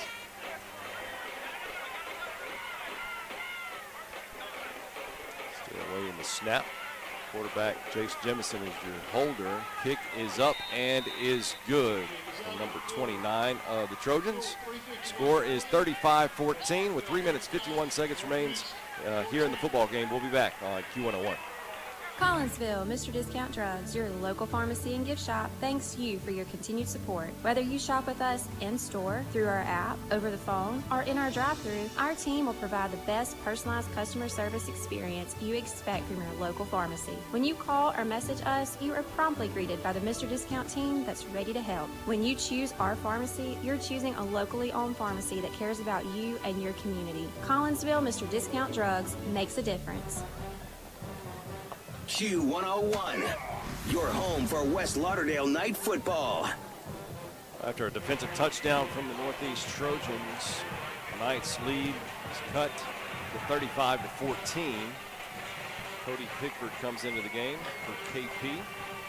Freshman quarterback went to the line, and defensive lineman took the ball away from him and took it about 20 yards for the score. You got to think onside kick attempt coming up. Yeah, and I'm looking at the return team for the Knights. They've got 1, 2, 3, 4, 5. I mean, 9 of the 11 guys are within 10 yards. You know, so they are anticipating an onside kick. Yeah, it's an extended huddle on the sideline of the Trojans. Even the referee is sitting there saying, come on guys. So expecting an onside kick here after the defensive touchdown.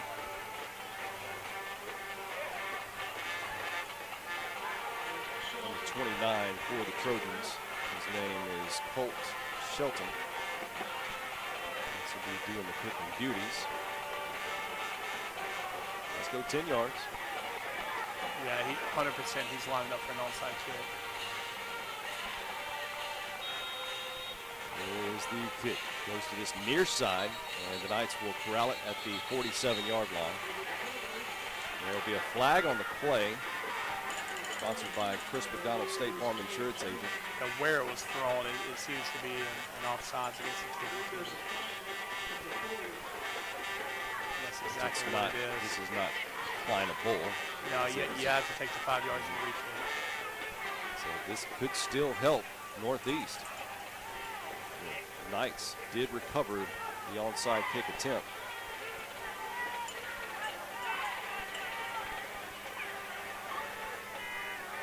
Again, Knights lead 35-14 following the defensive touchdown from the Trojans. Onside kick attempt number 2 from the 35-yard line this time.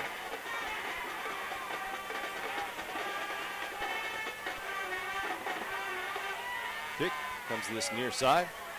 And the Knights corral it on the opposing 46-yard line, 47-yard line of the Trojans. So no harm, no foul done on that re-kick once the Knights take over on the northeast side of the ball. Northeast side of the 50. So we're going to see who comes out to play quarterback on this half. On this drive, what do you think, Lee? KP is in the huddle, and KP breaks huddle and will head to that offensive line. Radcliffe wide left. I formation. Hunter Moore right there in front of Caleb Collins. And he's just going to play it safe for the remaining of these 3 minutes and 51 seconds. Got a little bit of confusion with something's going on. The umpire, the head umpire ran all the way across the field to have a conversation with the head coach of Northeast.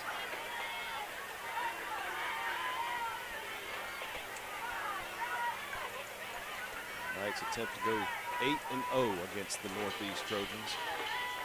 Almost looks like there was an issue with the chains. Either way, he's back in position now. It looks like we're about ready to snap the ball.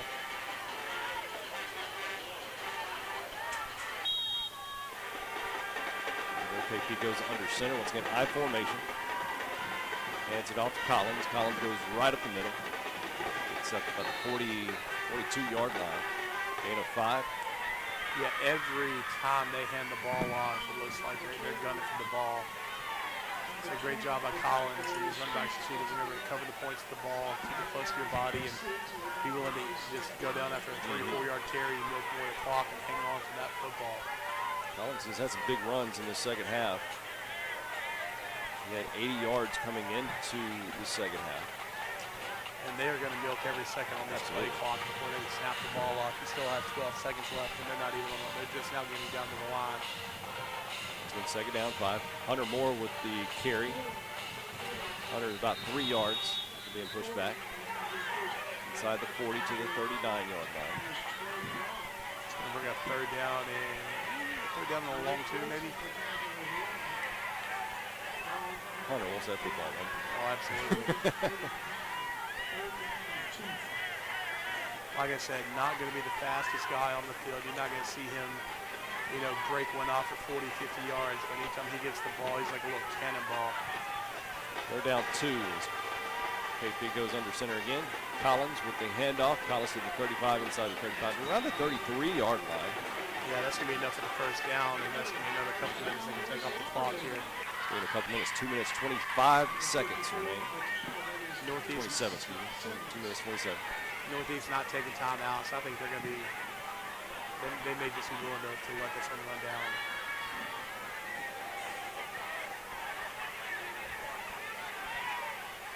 And they're going to go back to his H-back position. KP goes under center. Travion Mosley is the setback. Mosley gets the handoff and he loses control of the football, and the football's still on the ground. Trojans might have come up with it. Number 11 might have come up with it from the Trojans. I believe so. That's right. So another fumble, another turnover here. 156. Yeah, the previous drive ended with a turnover taken for a touchdown, defensive touchdown, and now a fumble recovered by the Trojans on the 34-yard line. We talked about this a couple plays ago. Every play, it seemed like they were, the Trojan defense were going to concede a few extra yards, but they were gunning for the ball and able to knock that one loose and fall on it and get it to recovery. So, I mean, this was not over quite yet. Just under 2 minutes left to play here tonight. Trojans will have 3 receivers for the first time tonight out there on the football field. Flag on the play. Looks to be a false start initially. Don't see much movement, but flag on the play. It's been brought to you by State Farm Insurance agent Chris McDonald. Back to Trojans inside the 30-yard line of their own to the 29-yard line. Same formation for the Trojans. 3 receivers to the far side. Once again, the Trojans moving right to left. Quarterback Jace Jemison. Shotgun formation. Looks to his right. May decide to run. Still trying to find a receiver. Shoots and completes to number 2 to the 41-yard line. Receiver is Jordan Williams. That's going to be short of the line to gain, and because of that, the Bucs are going to continue to run. 135. Let's give the Knights lead 35-14.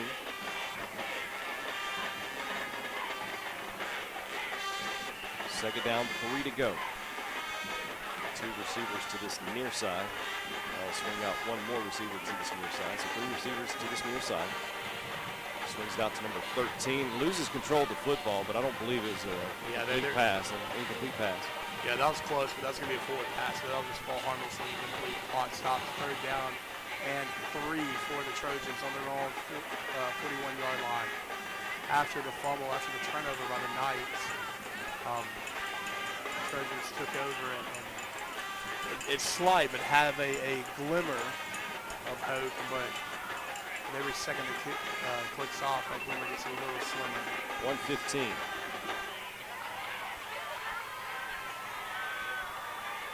Jemison does have a running back to his left, Brandon Wilson. Jemison will keep it himself, goes up to that line of scrimmage, and not much there. Footballs being thrown out. Douglas Orthodontics will be on those footballs. The cheerleaders are throwing them out currently here at the Kingdom. Douglas Orthodontics provide those footballs. And after that stop for no gain, that's going to bring up 4th down and 3 for the Trojans here on their own 41-yard line.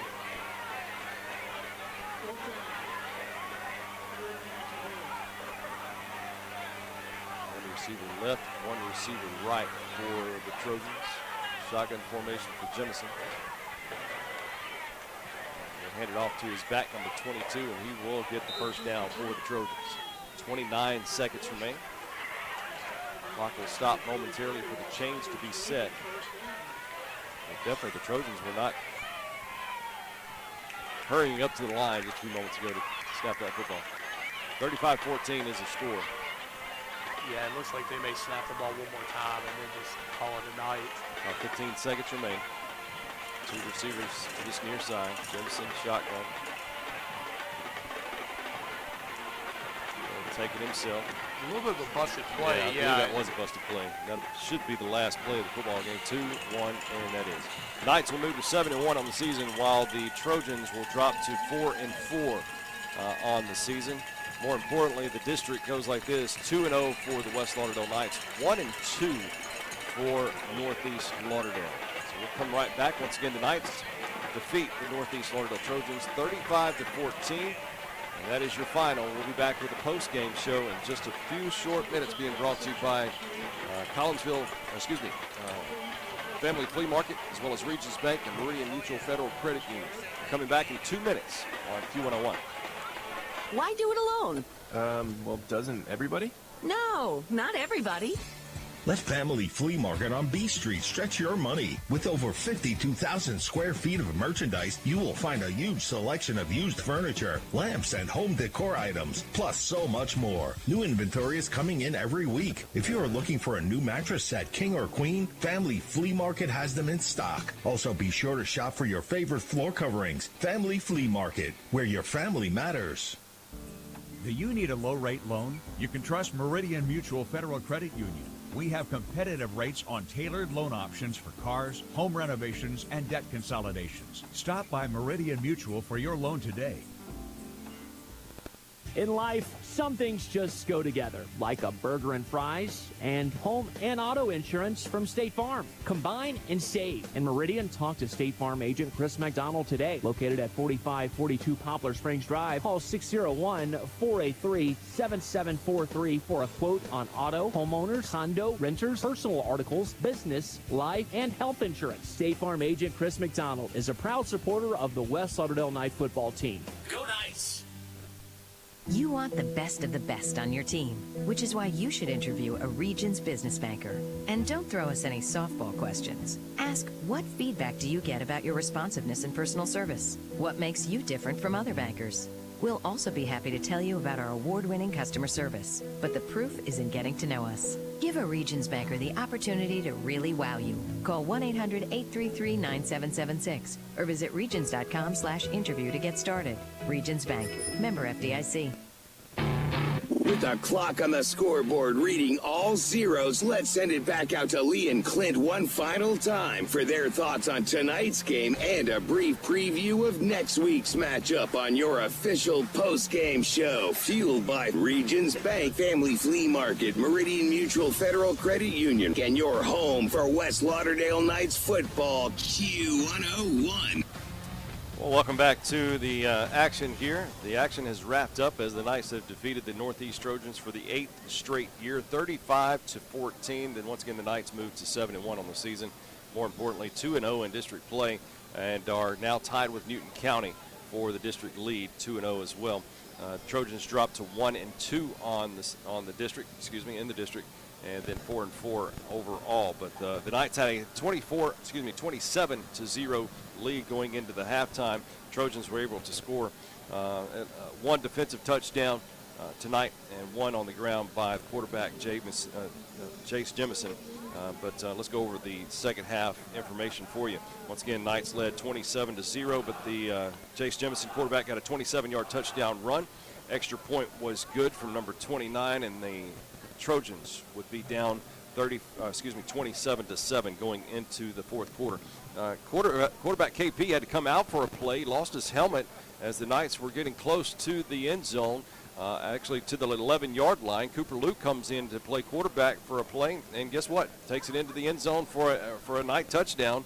2-point conversion was good from Cooper Luke as well, 35-7, and then that's where the defensive touchdown would come into play. KP would take a step aside as well. Cody Pickford would come into the football game, freshman quarterback for the Knights, and get the ball taken away from him. And just one play, 20 yards later, the Trojans would put up their second touchdown of the night, and that's where we ended things. 35-14, the Knights defeat the Northeast Lauderdale Trojans.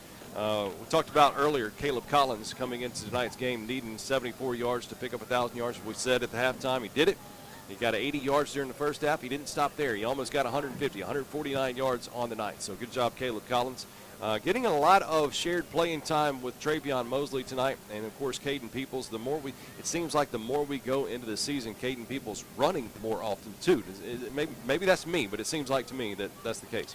Well, anytime you're able to split the carries like that, it keeps the opposing defense from able to hone in on just one guy. So with Mosley carrying the ball effectively here late in the season, with Peoples attacking not only with his arm but with his legs as well, that's just additional weapons. And so you want to be able to share the wealth. While it may not look as impactful for one player on the stat sheet, as a whole for the team, it's beneficial. Well, here's something to look at. We're going to go down the stats. Once again, thank you very much to our sponsors for the post-game show. Family Flea Market, Meridian Mutual Federal Credit Union, as well as Regions Bank. 21 first downs for both squads tonight. That's kind of odd to see, but 21 first downs for Northeast, 21 first downs for West Lauderdale. On the ground for the Trojans, how about this? 56 rushes for 258 yards. That is a lot of running there. 56 rushes for 258 yards. 37 rushes for the Knights, 246 on the ground. Passing yards, 24 for Northeast, 100. KP gets his first 100-yard game in the air for West Lauderdale in this 7-8 week season now. Really? That's the first time he's had one this year? First time he's had 100 yards in one game. On the ground, sure, not in the air. But that's a good job for KP. Once again, a couple of big touchdown plays in tonight's game. But once again, 4 receptions, 100 yards for the Knights tonight. And breaking down the stats, goes like this. Caleb Collins, 19 rushes for 149 yards, 2 touchdowns. KP, 8 rushes for 59 yards. Travion Mosley, 5 rushes for 13 yards. Luke got the 11-yard touchdown run earlier tonight. Hunter Moore, 3 rushes for 10 yards. And Cody Pickford, 1 rush for 4 yards before getting the ball taken away from him. But going back to Caden Peoples, 4 of 10, 100 yards, 2 touchdowns in the air tonight. How many yards did Hunter Moore have on the ground? Not many. 10. Okay. Let's talk about the effectiveness of those 10 yards. Oh, yeah, first down plays. I was going to say every one of those were 3rd down, 4th down, and short yardage. And he's the kind of running back that you give him the ball if you need 2 yards, 1 yard, 6 inches. Look who he's walking with right now. He's on the field. He's around the 45, 40-yard line. He's got the quarterback for the Northeast Trojans taking him to his sideline and say, look over there. Introducing him to members of the team. But, yeah, you couldn't have a better individual on that football field. I've been able to know him personally over the last few months, and just a really good individual. They're taking a picture with quarterback Jace Jemison there on the sideline. But that's his brother down there too. So, let's go back over to more of the stats for the Trojans. Number 6, Johnson, for the Trojans, led in the rushing category. 28 rushes for 136 yards. Jemison, 16 carries for 72 yards. Number 13 for the Trojans, Willie Hill, came in quite a bit, especially in the second half. 10 rushes for 46 yards. Those are your leaders for the Trojans. And we talked about Jace Jemison a few moments ago. Only 3 completions, 14 attempts, 24 yards, and, of course, threw the interception to Cooper Luke earlier in tonight's action as well. So there's you some individual stats for the West Lauderdale Knights, Northeast Lauderdale Trojans. Going into next week's game, I want to kind of look over. We'll try to pull up some scores as well as before we leave you off for tonight. But going into tonight in district play, Newton County was 2-0, 3-4 overall. West Lauderdale 1-0, Northeast Lauderdale 1-1, Leake Central 0-2, and Choctaw Central 0-1. I know Choctaw Central and was it Leake Central playing tonight? I believe so. Choctaw and Leake Central, I believe they were playing tonight, but we'll try to get you that score before we leave things off. But Northeast Lauderdale will drop to 1-2, West Lauderdale 2-0. And we'll try to figure out about the Choctaw and Leake Central. I believe Newton County was at least not in district play tonight. They may play a game, but I'm pretty sure that they were not playing in district tonight. So we'll see if we can get you some scores and see if we can because by the time you're in the second and third week of the in-district games, those first, second, third, and fourth place are you're kind of getting a picture of how things might shape out. There's only 4 games in district play this year. So have you got us some scores yet? I'm having trouble finding any of the other district, but just local games. Meridian and Northwest Rankin playing, and third quarter score right now is 31 all. So Northwest Rankin Meridian tied at 31 in the third quarter on that one. Lamar School playing Leak Academy, and in the fourth quarter, Leak is up 21-7. Let's see, Southeast Lauderdale playing McLaurin, traveling to McLaurin over in Florence. Southeast Lauderdale up 35-6 in the fourth quarter. Forest and Northeast Jones playing a close game right now in the fourth quarter. Forest is up 22-16. Union hosting Jay-Z George from North Carrollton. Union absolutely handling business over there, winning at the half, 47-0. So very lopsided on that. Don't have an updated score for Neshoba Central. The second quarter, they were down by 3. We got the final score for Louisville and Caledonia. Louisville winning that one 54-7. Bay Springs and Newton. Bay Springs winning that one 40-16. Enterprise playing Noxubee County, and Noxubee County winning that one 41-0. And then last night, Morton traveling to Lake, and Lake winning that one 27-43. Do you have any of our you see any district games? I do not. League Central and Choctaw Central supposed to play tonight. League Central and Choctaw Central. I do not have a score yet from that. No, I do not. Still trying to find it. We had it earlier tonight. I thought that there was a score posted, but that may not have been the case. Trying to find it one more time before I'd love to get that score before we get off the air with you. Yeah, if I'm able to find it, I'll let y'all know, but I'm so far no go on that. So once again, we won't know for sure. I believe Newton County is off tonight. Newton County and West Lauderdale will be tied for the lead in district play 2-0. So that's all you can do. Next week, the Knights will travel to Choctaw Central, and then the final week of the season will be back here at the Kingdom to take on those Cougars of Newton County. That's a rivalry in itself. We were talking about rivalries at the beginning of the night. Newton County, West Lauderdale, while it may not go back as far as 1962. That rivalry is a pretty heated rivalry, not only in football, baseball, basketball, softball, whatever you want to say. That team between Newton County and West Lauderdale, it has grown up there. It's close to a rivalry like Northeast Lauderdale. But we're going to wrap things up tonight. Once again, your final here tonight, 35-14, while West Lauderdale stays unbeaten in district play. Once again, we'll go on the road to Choctaw Central next week. If you can't make it, we'd love to have you right here on Q101. Once again, your final 35-14. Knights move to 7-1 on the season. Trojans drop to 4-4 on the season. For Clint, thank you very much for joining us. For all the video crew, even Aaron Pogue sitting next to me to my left. He's all right sometimes. But well, have a great weekend. Once again, see you back next week, next Friday, 6:30 here on Q101.